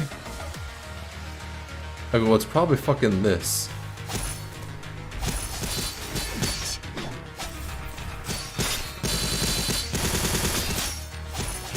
But I mean, brute force is kind of, that shit kind of cooking, you know?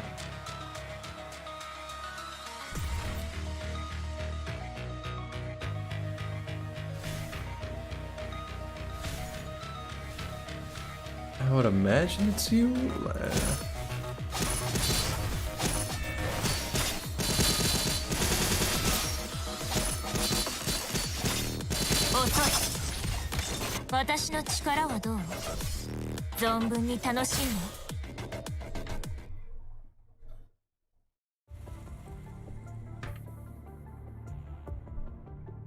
You find some unfamiliar corrupted. What are these things? Looks like the fuse corrupted on the train. We still don't have enough intel. Lee, can you use the Spear of FOS to restore their memory? I'm trying. I can pick up their data, but it can't be... Also, wait, why isn't the red tide, like, coming after us here? Am I tripping? Or did we leave, like, the area where it can go? Because it did take the, like, evacuation thing, right?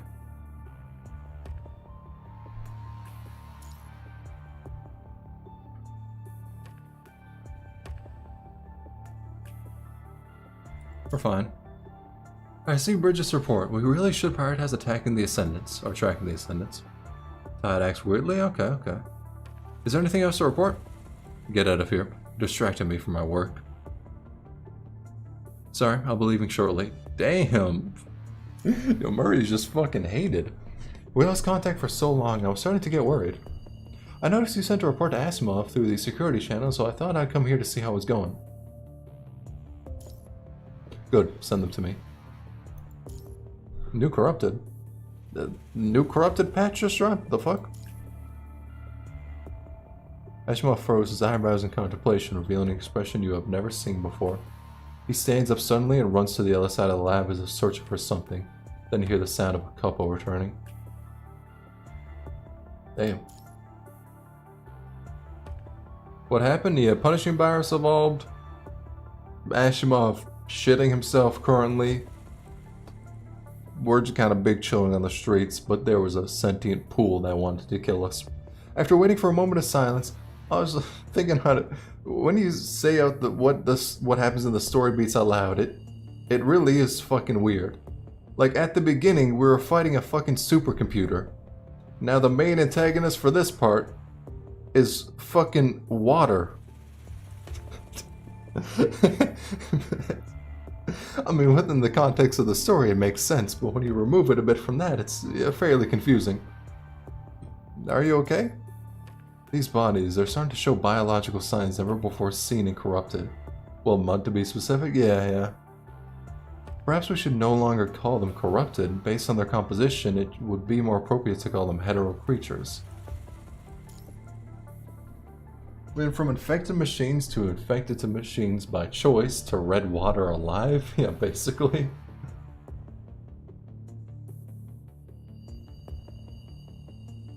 But after breaking down the components of the red tide by their functions, we can determine that it closely resembles the primordial ocean on Earth. Primordial ocean. I'm sorry, is fucking Kyogre in charge of it? We still can't say conclusively, but given how related they are, it is highly possible. How large is the red tide now? It can already cover an entire city block. We've also used the Spear of FOS to uncover records of a missing squad. We've only just sent their discoveries back because of the signal issues. According to them, the red tide was more like a red fountain previously and it was hiding underground, but in just a short amount of time it turned into a rising tide that could submerge an entire block. Yeah, that seems pretty difficult to deal with. Wait, the antagonist is actually water? Yep. Yep. Cherry Mountain Dew, yo, indeed. We can't rule out that possibility, but we also can't panic just because it's possible. So wait, the corrupted are doing fucking Noah's Ark? Like, are they doing the fucking Great Flood or some shit? Storyman Story just had a little bit of nonsense and Bridges voila. So-called masterpiece, yeah. Yeah, damn, we really doing just Noah's Ark, yo, V2. Corrupted are achieving human evolution? Yeah. We must investigate further. Aside from this report, do you have any new information on the red tide? Well, tell us. While investigating the missing team, we also found out that the red tide can retain the consciousness of the dead. It means that it can lure unwitting people into the red tide. Also, it may be able to use the data it collects from their consciousness to evolve its own consciousness. And become a real living organism. It's still expanding. It even actively moves to places where corrupted gather to devour them, growing even further. However, the corrupted don't completely dissolve, rather they're dismantled in the red tide. They become parts. So is the red tide only grabbing one point of them? Red water is just an SCP? Yeah, basically. If the red tide crashes into humans, they will be hit and maybe even killed by these scraps before they drown. Dismantled into parts? Is it because they can't be dissolved, or... Asimov keeps his unproven speculations to himself before throwing out a question. What do you think the red tide will evolve into? It'll accelerate the spread of the punishing virus while continuing to expand. Is that all?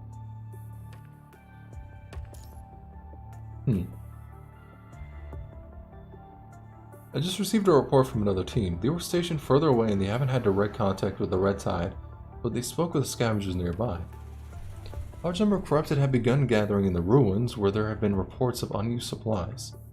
However, no one that ventured into the ruins has ever returned. What do you think is responsible for this? It's highly likely.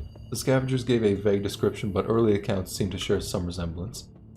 At this rate, even if Washu didn't lead us here, we would have investigated this area due to the rumors or the sheer amount of teams that would have gone missing here.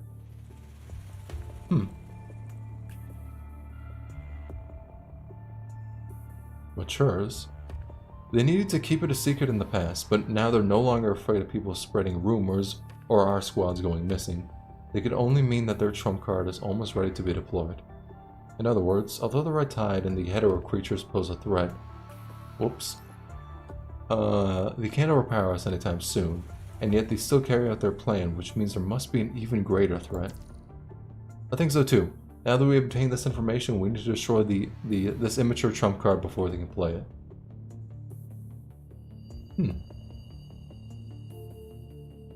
Anybody would have come to the same conclusion with this information.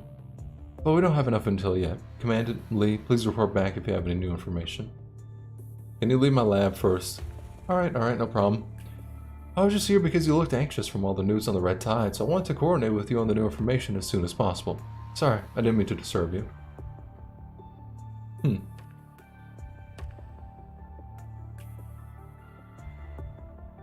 Be careful, everyone, especially you, Lee. Don't get carried away.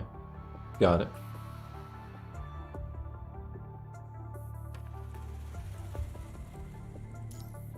What is Commandant? I think I just saw Ronald. He was chasing a boy. Ooh, okay, I did not know he was a priest. Ooh, damn, ooh. Yo, the Church of Luna, unfortunately, Ronald's the one spearheading it, isn't he?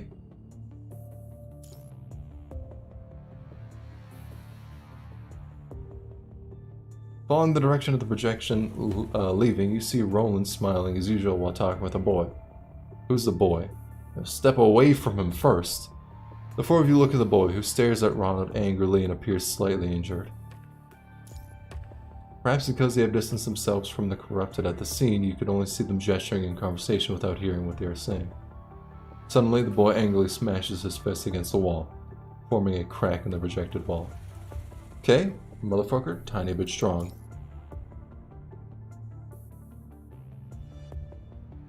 The boy runs to the end of the street out of sight of the onlooking corrupted. At this point, the projections disappear. Huh. Probably an off-stream thing, but this isn't actually the full chapter 13. In the normal chapter 13, there are side quests. Oh yeah, that's the explore mode, right? I have not gone into this shit because I do not give a damn. Unless it has like more story shit, I do not care to go through any singular part of it. But it's actually a question. I mean, I think I could get like some, what do you call it? Black cards from going through it, so I think I'll go through it for that, but like not anytime soon. But what the fuck is the story shit for here?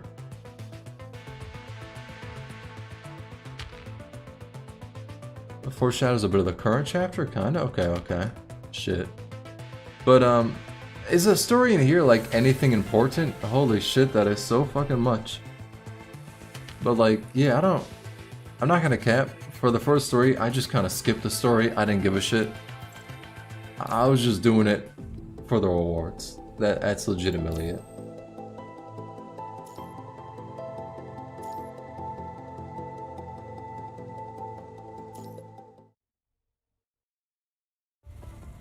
Stronghold isn't really important. Alright, good. Gather data, then pinpoint Roland and the boy. Kind of just challenges thing there, but it's just a tiny bit of something to tell. Okay.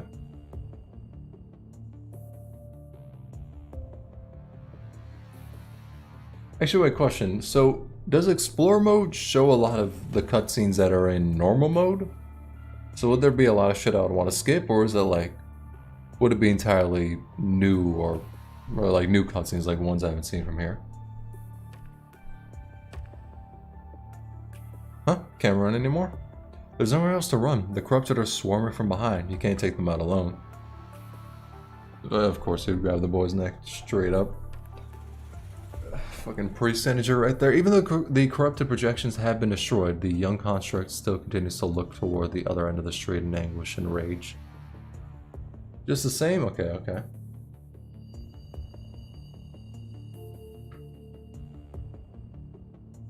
You're too weak now. It wouldn't be wise to resist.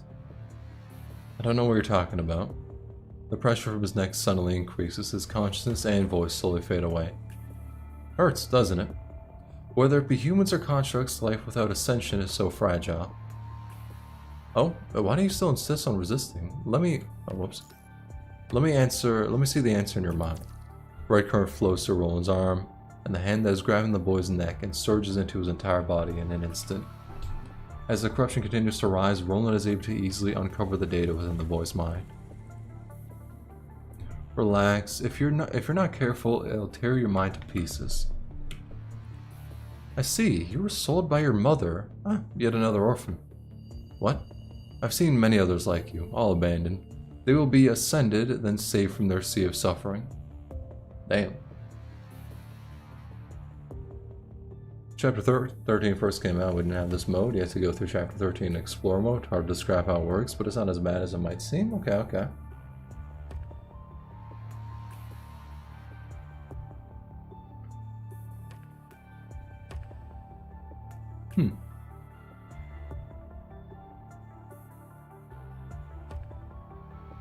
Are you using this as a way to find your family? But your memories of her were from so long ago. Even if you see her now, you might not even recognize her. Damn. He's just fucking putting them through psychological damage. Hearing the boy's response, Roland shows an unsurprising expression of contempt, then throws the boy into the collapsed ruins. Smiling, he slowly walks towards him. What a pity. After becoming a construct, your predecessor, who only took care of you, was rebooted after being seriously injured. She not only lost her memory data, but she was also transferred out of here. Huh. You are powerless in protecting her. That's why you lost. Without her, the other members will only belittle you. Isn't that right?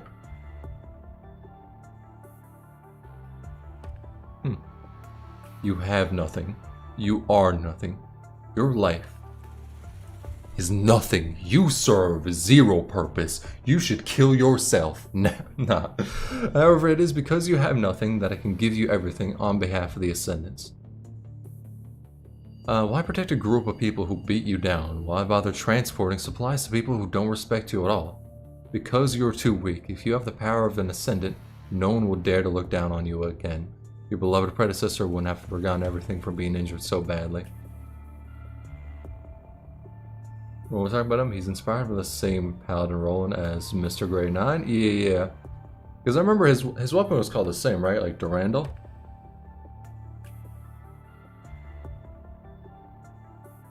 With your power as an Ascendant, you can wave the blade of revenge against the people you hate. Oh, it's actually a question, right? Okay. When it comes to Alpha becoming an Ascendant, was that covered in the main story, or was that covered in, like, her character story? Because I'm still kind of curious as to just what the fuck transpired there. I know Alpha was originally Lucia, I believe, and then she swapped over to the Ascendant side? You can tell him, like, maybe I don't know the most about her interlude. Okay, I'm gonna have to play through that shit then. I mean, I did already play through it. However, I kind of skipped all the cutscenes. Not because I disliked the story, because I wanted to get the cards to then roll. Because I was trying to get Live Luminance on the anniversary banner. So don't blame me for that one, alright? Feature has like Honkai Impact for people who didn't transfer their accounts to Horrorverse. I also gets partially explained in this chapter as well, but interlude is a proper way. Alright.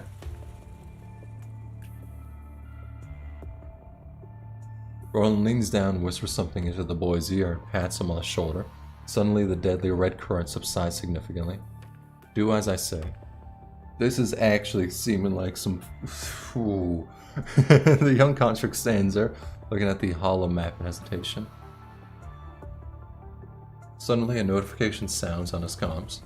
Yes, no problem. I just secured one. Where are you? Looks like I have to help you fill more vacancies. No matter. Those that are capable should be left to bear the burden. That's why the ascendants around Miss Luna come and go, yet I remain. You know, I kind of see what everyone be saying, yeah, huh?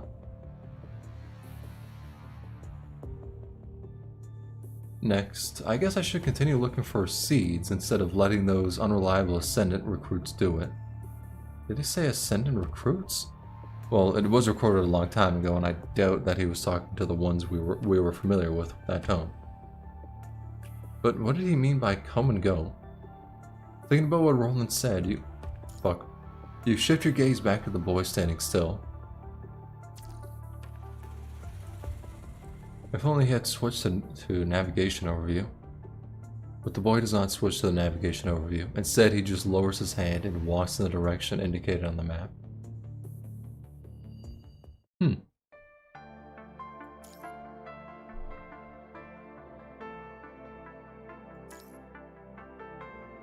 Are you worried about him? That motherfucker dead. I can't help it, but that motherfucker dead.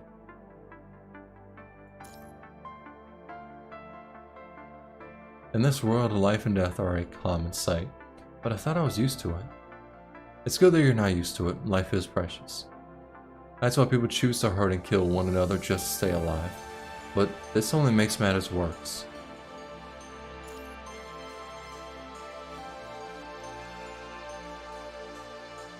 People bully the weak, plunder resources, and take lives. Hey yo, good shit. Hey yo, I could stay in that, goddamn. Interlude's super worth it, even the earlier ones are super depressing. All of the transcendent character interludes are genuinely peak, they're so good. Okay.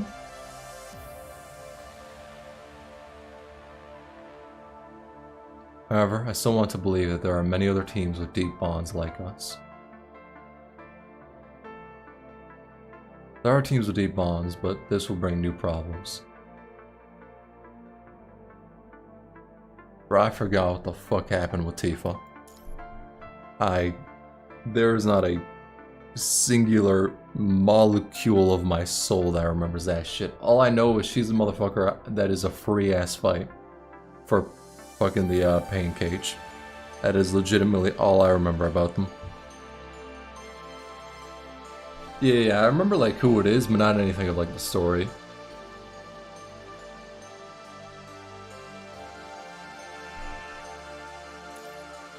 Yeah, they chose to rid themselves of the torturous memories of fallen comrades. Like the second boss, I think? Yeah, I probably just have to whip open the wiki. They abandon their memories in order to live? In order to survive, we have to decide what to accept. And as difficult to bear as they are, that's the price.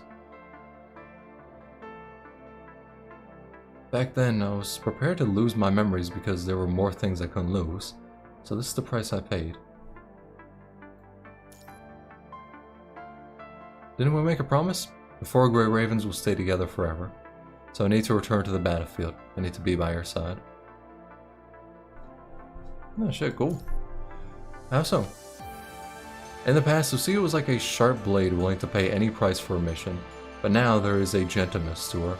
As if she has found a sheath for her sharp edges. Remember right, Tifa had affectionate feelings for her commandant who eventually died? Oh. Damn. Skill issue. A blade belongs in a sheath. For me, the Grey Ravens and the commandant have indeed become where I belong. Although Lee does not say anything, the corners of his mouth raise into a faint smile. Are you sure about that? I ain't positive on that one, homie.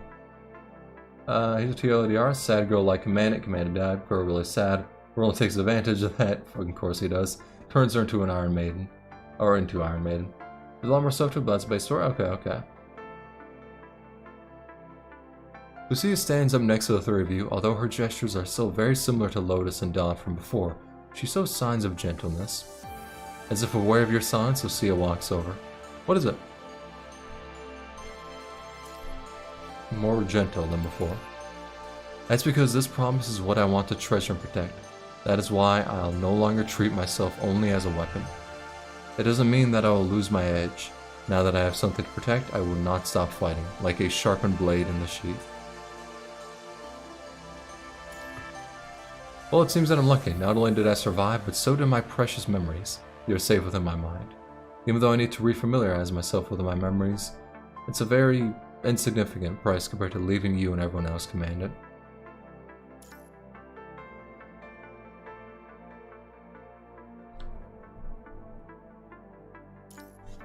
Yes, I believe you. She smiles bitterly, but her eyes shine with hope and conviction. Standing at the base of what appears to be a mountainous feat, she is like a mountaineer determined to climb up the rugged path and reach the distant peak.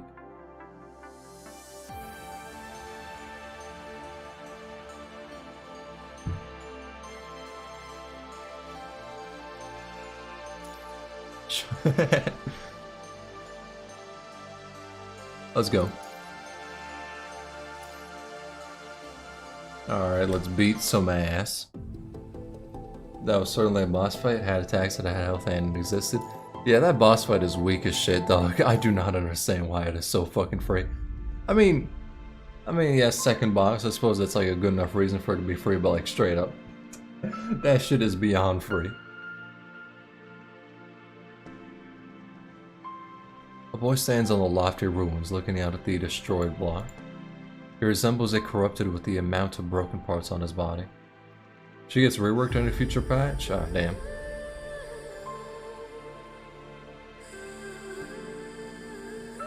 Wait, what? Roland failed to become a... What the fuck is he doing? Is he like a nerd brought into the cool kids table then? What? Did he become an ascendant later on? The boy stumbles forward in the ruins. His eyes, once full of anger, are now devoid of any semblance of emotion. Even though it was just a projection, he is still entwined with the red current.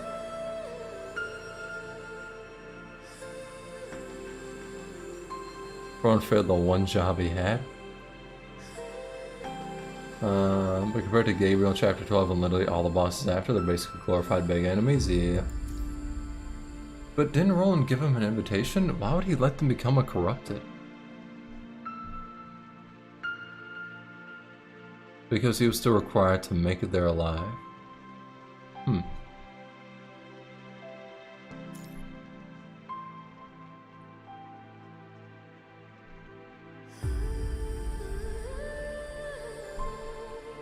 The young construct continues to wander the deserted rooms, occasionally looking at the sky and making some mechanical and meaningless gestures.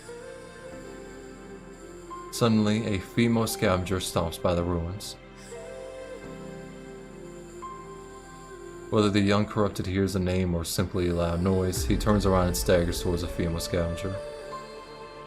She begins to weep and takes out a smushed piece of bread from her backpack, apparently handing it to the boy.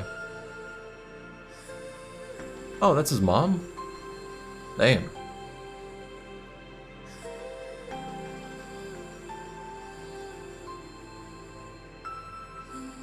He becomes more heartbroken, but the boy still does not respond. Instead, he continues to walk slowly. Yeah, he about to fuck her up. Heard some soldiers say that you were here on a mission, so I want to see you again. But how did you turn into this? While his mother cries, the boy hobbles towards her like a toddler learning to walk. He steps on a loose brick, then slides down the ruins. All I'm saying is, it looked like he finna murder you. You should probably take this advantage opportunity to run away. It's Roland. What else can you expect from clown except clownery? Damn. I'm sorry, it's all I have left. You can have it. Bites off her hand in the process. The woman unleashes a blood-curdling scream from the pain. It seems that she has not noticed, or rather, cannot accept that her child is turning into a corrupted. Or its guilt. The female scavenger clutches her severed wrist and hurriedly gets up to run away.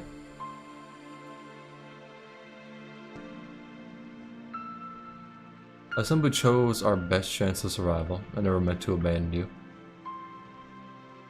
The woman falls to the ground from the pain in her severed arm. Too weak to stand, she helplessly watches as her son approaches with each step. He thrusts his hand right through his mother's chest, causing blood to spew out of her mouth. She still fights through the agony to say her last words. I wanted to make us a happy family.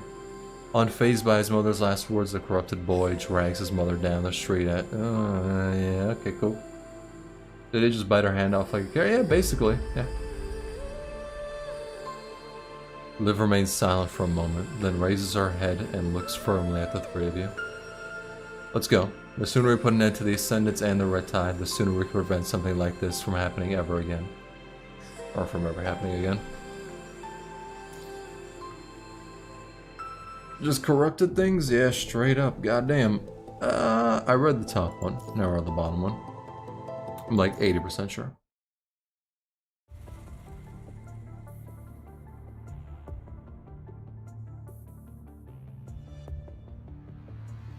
A flustered researcher? Oh, Asimov.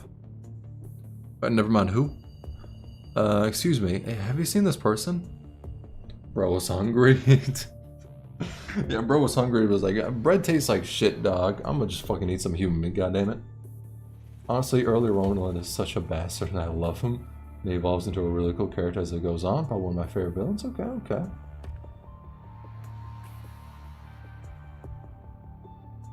You damn fancy folks with your fancy job. Bro, look at her clothes.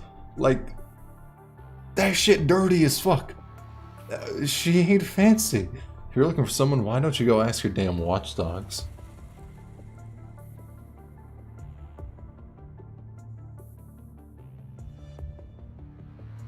Tam-packed researcher, dog. That's like 90% of the characters in this game. At one point, you just go like, damn. I think that shit just normal for this world. How simple for a side character? I mean, it's kind of understandable. Hearing this, the scavenger squatting in the corner takes the photo and glances at it. Oh, this cow. I could give you the scoop, but what's in it for me? Hands it to the scavenger, quickly rips out the bag and swallows them whole. I just saw her go that way.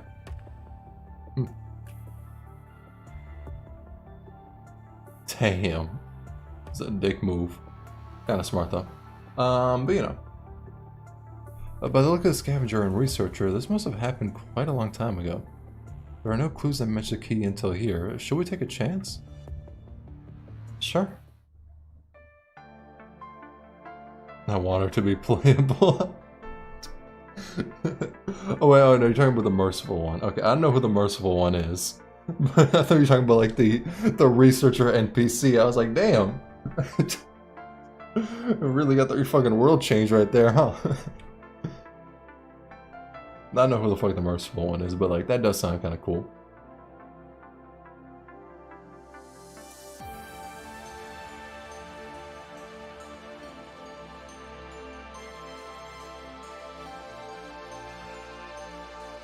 Oh, cool.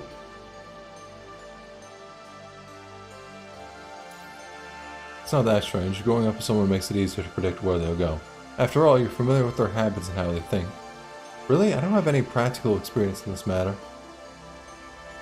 First one makes an appearance in Lucem? Alright, hold up. I'm gonna check the design real quick. We're gonna see this shit.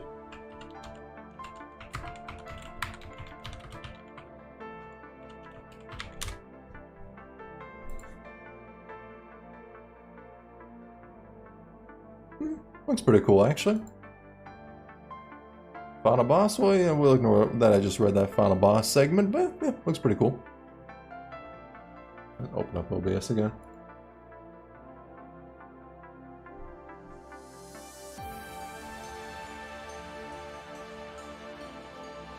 You don't have any siblings, Liv. I have brothers and sisters, but we're not related by blood. If we did, maybe it would have been better. Blood?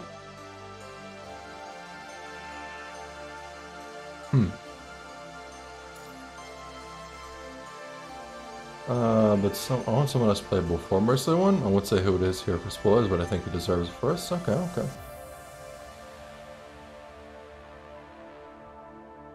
Who are... Oh, you're Leandrin's little sister, Angel, right? Oh, wrong person. Awkward. It's you. How did you know she's here? Where is she? Why haven't I heard from her for so long? Her locator pinpoints her near this area. That's the only reason I found this place. Didn't anyone tell you? She was wounded in battle and switched bodies in order to recover. I saw her go out this morning. Maybe she's on a missing. I don't think her memory data was damaged. She said hi to me last night. If you don't feel at ease, just wait for her here. I need to get going. I'm still on a mission. Oh, cool.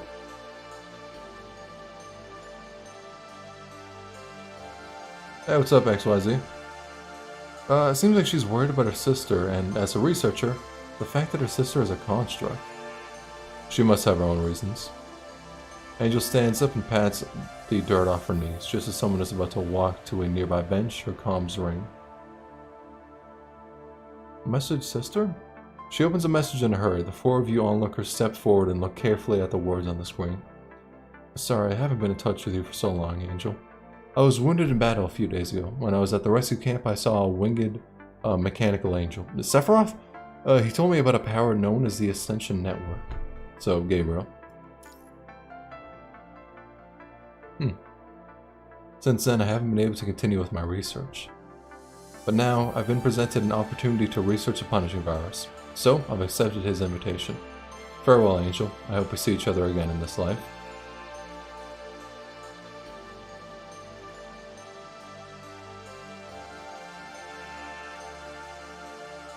Even though she does not know what she is talking about, she can still sense the danger.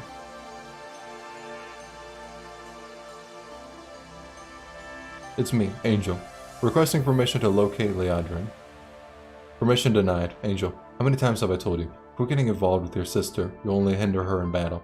I know it was against your wishes for her to become a construct, but think about your future career. You know what unemployment looks like. She's gone AWOL. Do you know where she is now? Do you have any proof? Try contacting her. Alright, wait a moment.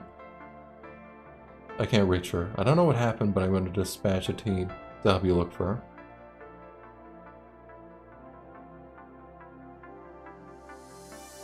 Check it in, you like? Oh yeah. Yeah, this shit's actually pretty dang good so far.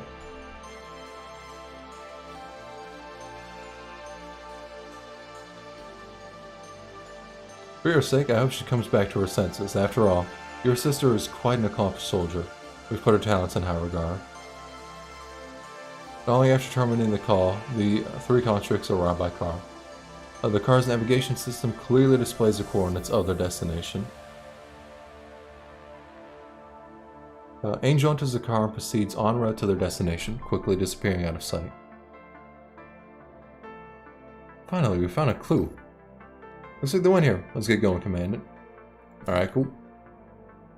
Fuck no.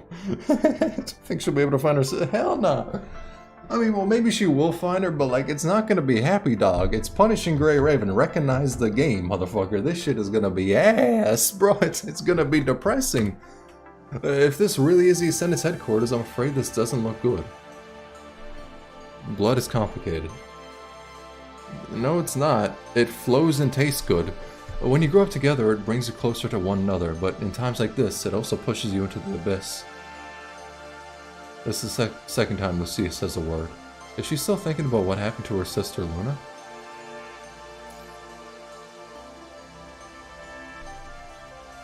It does not taste good. What do you want? Okay. This is something that people have called me crazy for saying in the past. But I'm gonna say it again. Your own blood tastes good. Oh no, it's definitely blood as a family. I'm just capping around. But your own blood tastes good. I don't give a damn. Fight me on that shit. I don't give it. It tastes good.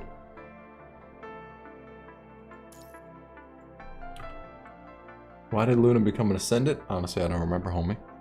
I heard that she was disposed of after failing to become a construct. Damn. Did something happen? I kind of agree. What the hell? Are you a vampire or something? I don't usually drink my blood. Okay, well, it's not something I do normally. It's like, oh, there's a cut. Let me just, lick the wound. I think it kind of helps a bit if you lick the wound, but still. All I'm saying is, try it out. Next time you're bleeding, don't inflict it upon yourself. Next time you're bleeding, maybe just just take a little dab real quick. So you just just, like 1 second, like, just quickly, you're done, just, that's all I'm saying. Don't knock it before we try it. If she is me, why did she choose to become an ascendant? I hope by smearing a bunch of bacteria on him. Absolutely insane conversations. I don't know why y'all think this shit's insane. Truthfully.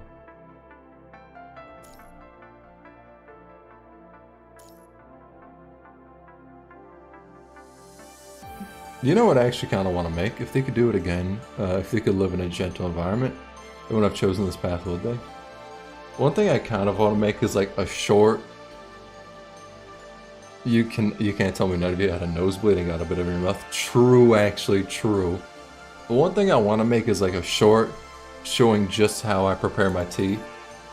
Because people will probably call me crazy for that shit, but I think it's optimal.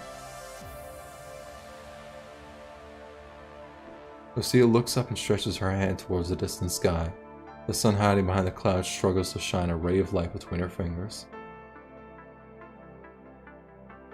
If I find out from her memories that all this is a lie, and that my purpose belongs somewhere else, will I become someone like her? I've drank it, that's why I'm arguing? Your blood's weak. Are you sure, Commandant? I believe in you. Her smile shows signs of doubt and bitterness. She and I are the same person. I wouldn't be surprised if we'd made the same decision. Do you really believe in me? You mean, if she had the same experiences as I have, she would also be staying here as a member of the Grey Ravens?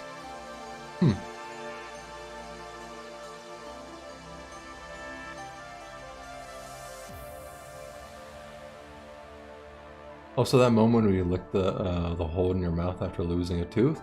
True. Granted, that shit was like a minute ago because last time I lost my teeth was like wisdom teeth.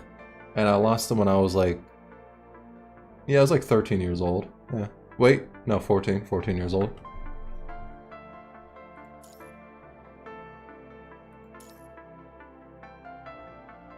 Lucia nods, although the worries in her eyes remain.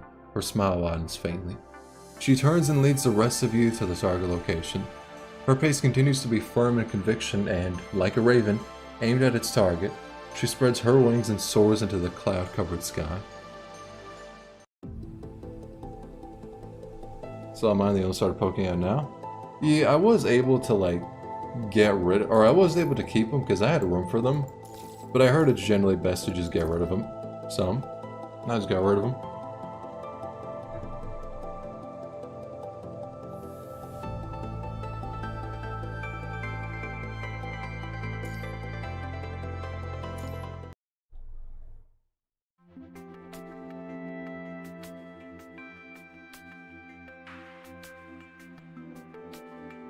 The 4 of you follow the planned route out of the ruins and into an area intersected with abandoned factories. I already know the general situation. I'll contact you again if there are any new developments. There's no need to worry. I have some acquaintances nearby. They know my brother. If anything happens, they could lend a hand at a moment's notice. As for you, Command, you'll have no problem as long as you follow my brother. Acquaintances, you know people that can enter a dead zone? A lot of people went in with the main force this time. What's weird about knowing a few of them? Not good by any means, but it's not revolting. Yeah, mine's good. I'll drink that shit. I don't give a damn. I don't give a damn. I'm like donating blood and like, ayo, you got the packet of blood, just give me a little shot real quick, just squirt a bit of it back. Just give me some compensation for this, alright? Exploring the ruins takes a lot of stamina with all the heavy You should jump in the red tide. It's my own, alright? It's my own. It's not no motherfucking other people's. I've never drank somebody else's blood for very obvious reasons.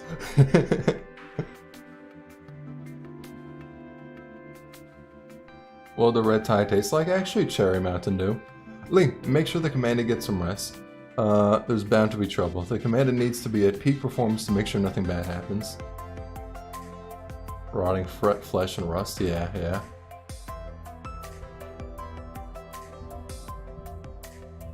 We've been fighting for quite some time now. You should rest up, Commander. I can keep going, I ain't no bitch. Liv looks sad, but she does not say anything, so you continue onward. With the warm afternoon sun at your backs, the remains left behind by the red tide emit the same peculiar gazes, surrounding you on all sides. The crumbling buildings nearby form a concrete forest reaching into the low clouds, limiting their visibility. In the shadow of the abandoned factories, there is a pile of crates of varying sizes, most of which show signs of being rummaged through. I wonder if those crates contain any clues.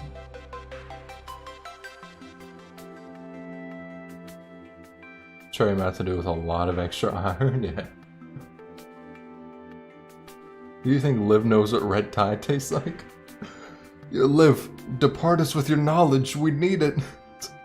This area has already been picked clean by scavengers. I doubt there's anything of value here. Scavengers rummaging for supplies, but clues will be left in their tracks. Hey, what's this? Liv runs up to the crates behind her and returns with a book.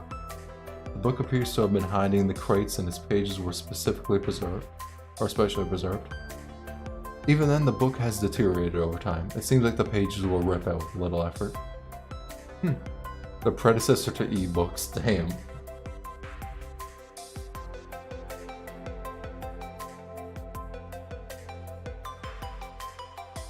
Well, as she continues to look around, she glances at the book in Liv's hand, seemingly interested. What's in the book? Is it a clue? Carefully, Liv opens a faded cover and a white petal falls out into her hand. It's a pear blossom. It's been flattened. I don't know if it's real or not. She carefully puts the petal back and reads the title of the book. Cardman Rider Genesis. I assure you it's essential to the mission that I know what the red tide tastes like. Yeah, straight up. Based on her description, the story is about the fate of a young man who uses the power of cards to shapeshift and save Earth from aliens with the help of his companions. By the look of the content, there's nothing that can be used as a clue.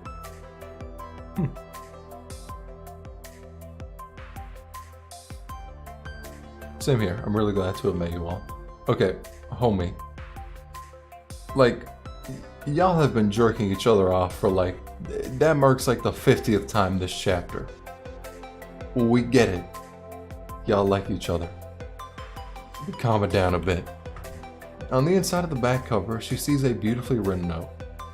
Earth has been stricken with innumerable disasters, and this time has washed every one of them away. Live for tomorrow, because all will pass.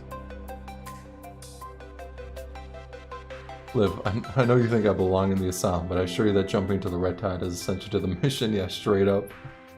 Oh wait, whoops. For a better tomorrow. Suddenly, as if she notices something, she holds the book in front of her and carefully confirms her suspicions. Anything? Don't scribble those lines on a book for me. Who the heck still believes in hope on this forsaken planet?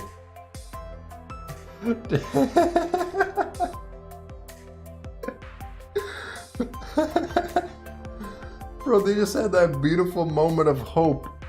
They're like, oh my god, it's hope. Time will wash away everything. And then some like 13-year-old internet edgelord just had to write some bullshit on it. It's okay, we just came across it anyway. Go ahead, yeah.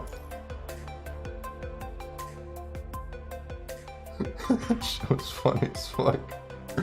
Alright, let's go. Hopefully we can find some leads along the way. After all, we're likely to encounter Ascendants up ahead. It'd be nice to have some more intel. You're right. Commander, when you were up against the Ascendants... Relax, I still plan on crashing in on retirement. Save that sort of talk for when we return safely to Babylonia. I'm not sure if this counts as a clue, but... What? I've been here before. Really? You've been here before too? You too, Lee? I recall passing through here on a survey mission, but that was when I was still with Kurono. Oh, it's been a while for me too.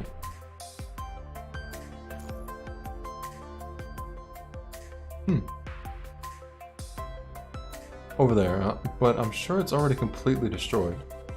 At the time, our retaliation forces were overwhelmed by corrupted. Most of the soldiers were ordered to evacuate. But that would have led to even more casualties. I stayed behind to heal the wounded until the constructs arrived. But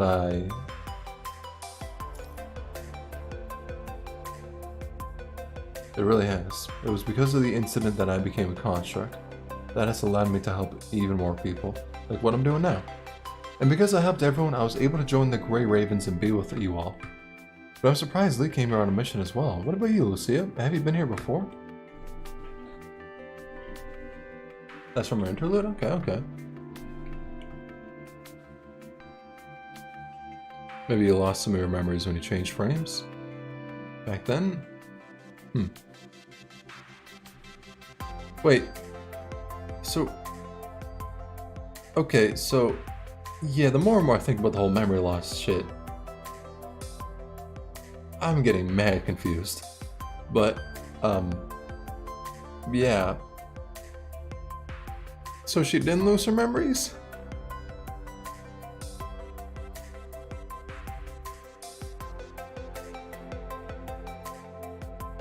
Cool.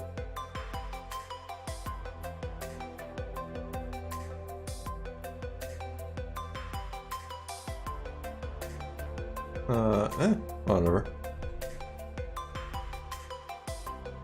Think now's the time to tell her? Yeah, it does seem really weird. How long do you plan to stream this? Because there's a good chance that you won't. Oh yeah, I'm definitely not doing that. I think I'm gonna end it when I finish up this part. I think that's when I'm gonna end it.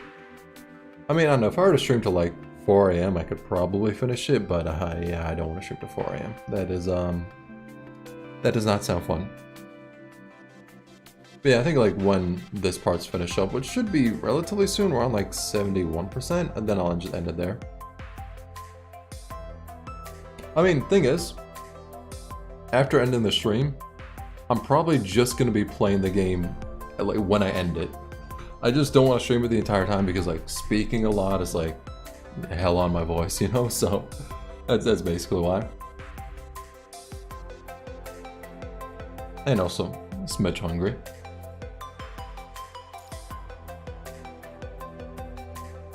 You mean, they have hidden a memory from me?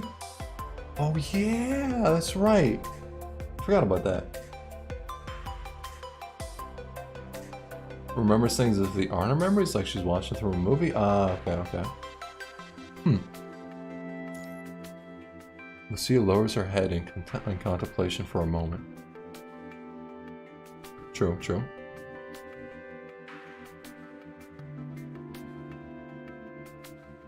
From now on, the four of us will be in on missions together. Alright, thanks. I'm not worried about this, but you're right. No matter what happens in the future, the Grey Ravens will always be together. These motherfuckers really love jerking each other off. Holy shit, goddamn. Well, they like coming in here like fucking protagonists from a Persona game, goddamn. Walking along the designated route, the four of you walk cautiously among the dilapidated ruins. This place feels more and more familiar, but I can't remember why. Maybe you came here too, Lucia, maybe even more recently than me. Does this have anything to do with my supposed memory? Watch out!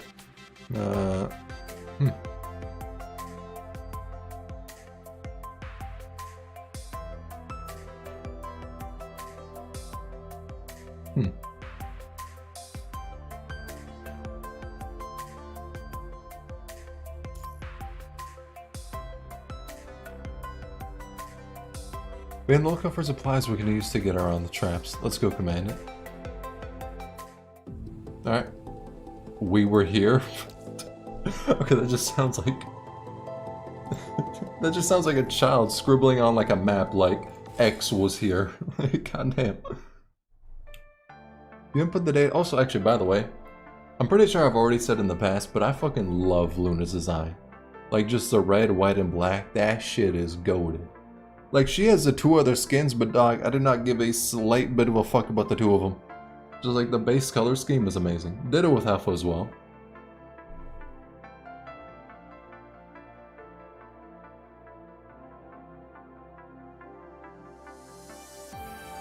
Let's go check it out. Who knows, we might be able to collect intel.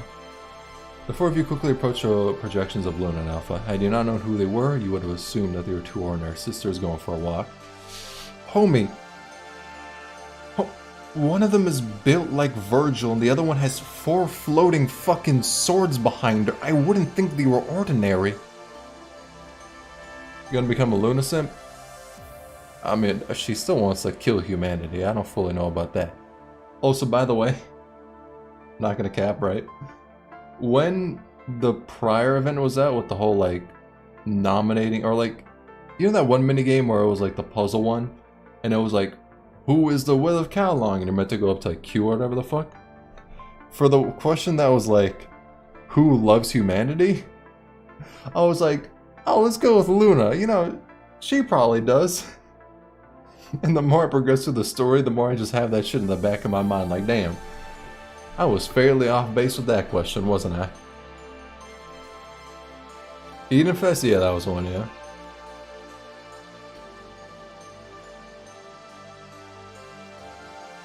I do. In the beginning, I was just wanting to live. That'd be down to me? Yeah, makes sense. They only saw me as a threat that needed to be destroyed. Once I was labeled a threat, it wasn't so easy to live. It came as a cost. Wasn't that the same for you?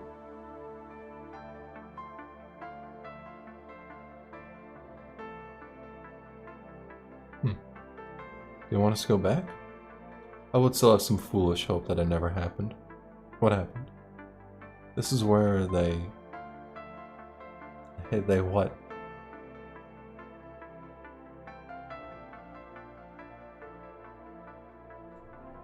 It resembles the same action Lucia did before, but it is fundamentally different.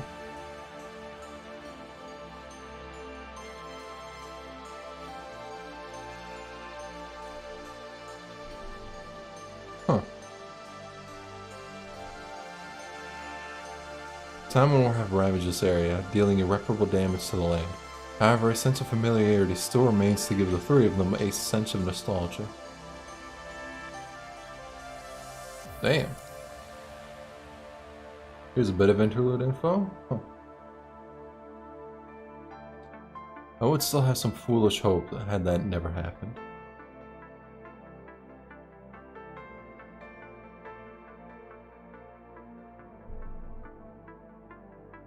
Comes from my ignorance of the truth. But now, no matter what I was born into, I'm sure your conviction and tenderness would steer me once again to the right direction. For the gap in my memory, I was a member of the previous Grey Raven team. That was before the three of you were part of the Grey Ravens. Even without Luna by my side, I was still committed to fighting for Babylonia, for humans, and my friends, just like I am now. I got Stigmata and 20 pulls on the JP server, so I'm kind of scared for global. Oh wait. Oh wait. Is the JP server like the one that's a year ahead? Or is it like there's a Chinese server, JP server, then global server? Because I just kind of imagined that's CN. Okay, so there is like multiple servers. Okay. Yeah. JP is 4 patches on front? Oh, okay.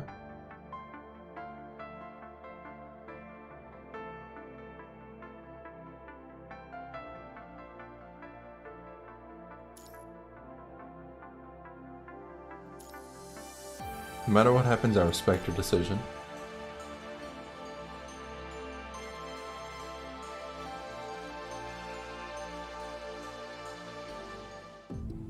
Alright, cool. It said this would be a boss stage, right? Oh, it's... No, wait, no, never mind. That's not the parry ball.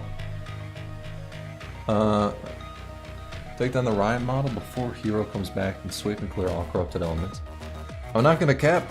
This definitely feels like some shit we should have done. Actually, wait, no, is this in the past? Because I'm thinking this fight came out of nowhere. Wait, is this the stuff that was in the past? Okay, I'm a bit confused. Anyway, any 3 ping into the signature, that's right. Fuck, didn't get to call my mouse spun in time. There we go.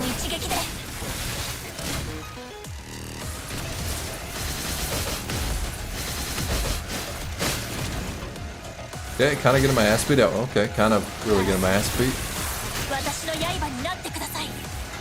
This is in the past, alright. Okay, I'm not used to the frame. I'm not used to the frame. Get out of the riot red. I probably should, but this motherfucker's in it, goddammit. Yo, bring your ass over here. Motherfucker!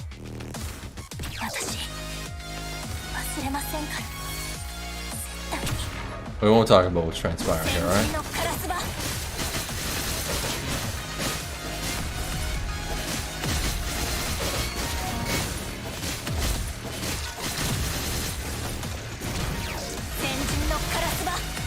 Get your bitch ass out of here. I took damage? Whatever. You know what? Fuck it. I can't die. I don't give a damn.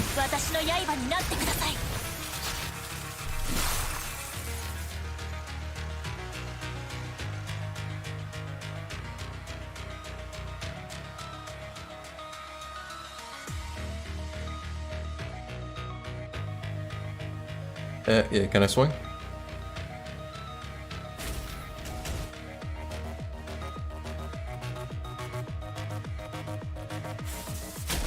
Yeah, motherfuckers weren't doing shit prior. I don't give a damn if I have to fight on my own.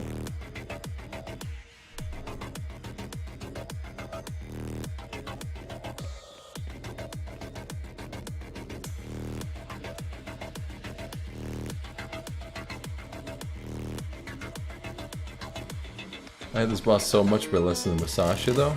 Yeah, Musashi's yellow dodge shit still fucking catches me off guard. That shit is mad annoying.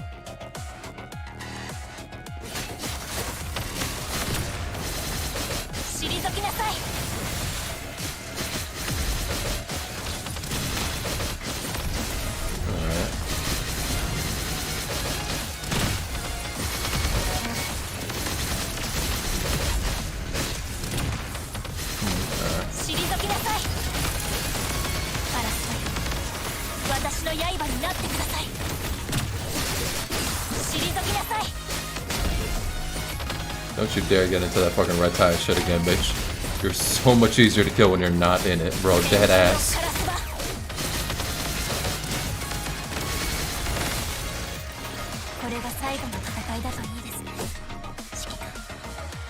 Yeah, that motherfucker's definitely much easier to kill when they are not in the red tide bullshit. I think this is gonna be the last one of this chapter. Or of this part in the chapter.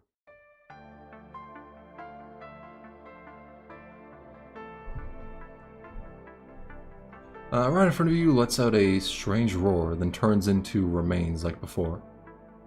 It's abnormal for Commandant to not respond. Mora, Zune were pulling out.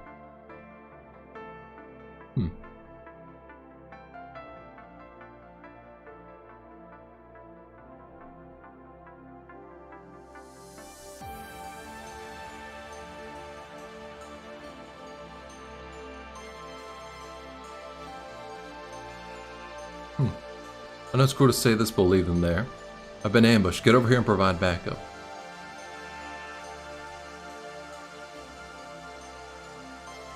Don't worry, we might lose some memories, but we'll be fine. Damn. Yeah, that former command is a bit of a dick. I mean, it makes sense. I suppose you would want to keep the person who cannot do a memory transfer alive, but still, goddamn.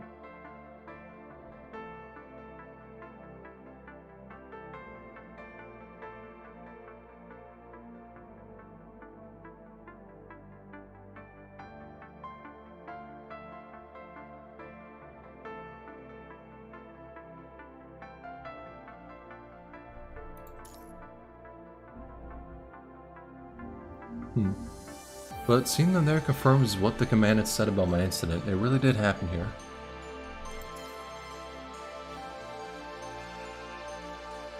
Maybe it's time she has her full memories back. People doing so would benefit our ongoing fight.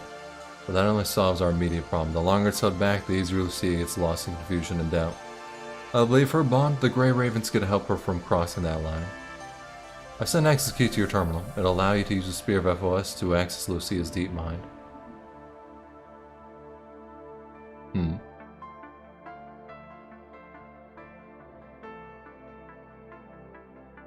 Yeah, shit. Receive an emergency notification from your comms. You fucking sack of shit. You blonde-haired bastard. Get the fuck out.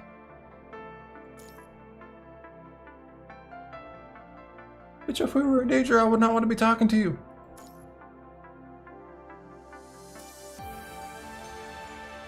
Are you fucking shitting me?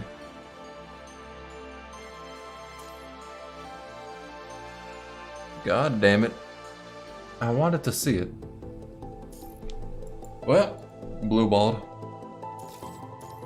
But yeah, I'm gonna end up the stream here because holy shit, I've been reading so much. Actually, wait, a little question I got though. Let me just check on it real quick. 4%. Oh my lord, there's a lot of story notes here, isn't there? Holy shit. God damn. That's a lot of story notes. I can see what people mean by this shit being so fucking big. I feel as a Dark Reflections is gonna be probably like 2% per story note. God damn. But yeah, shit, alright. Yeah, I suppose I'll end the stream there. And yeah, just probably reading in my off time to hopefully get the review out prior to Bianca. How long do I got? Realistically, how long? 17 days. Fuck. It's possible, it's possible, it's possible. It's possible. It's winnable, it's winnable, it's winnable, it's probably not winnable.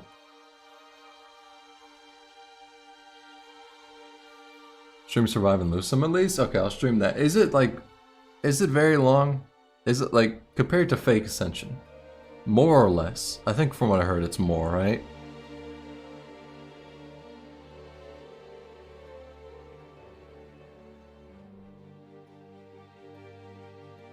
Do I have any base banner rolls?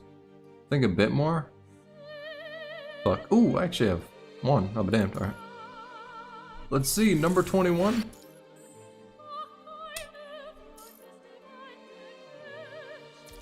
Cool. Anyway. Oh, no. Yep. Time to hop off. I'll catch y'all for the next stream, which will be like Survive and Lose Some whenever I get to that. Yeah, alright. Peace. Thanks for coming out to the stream.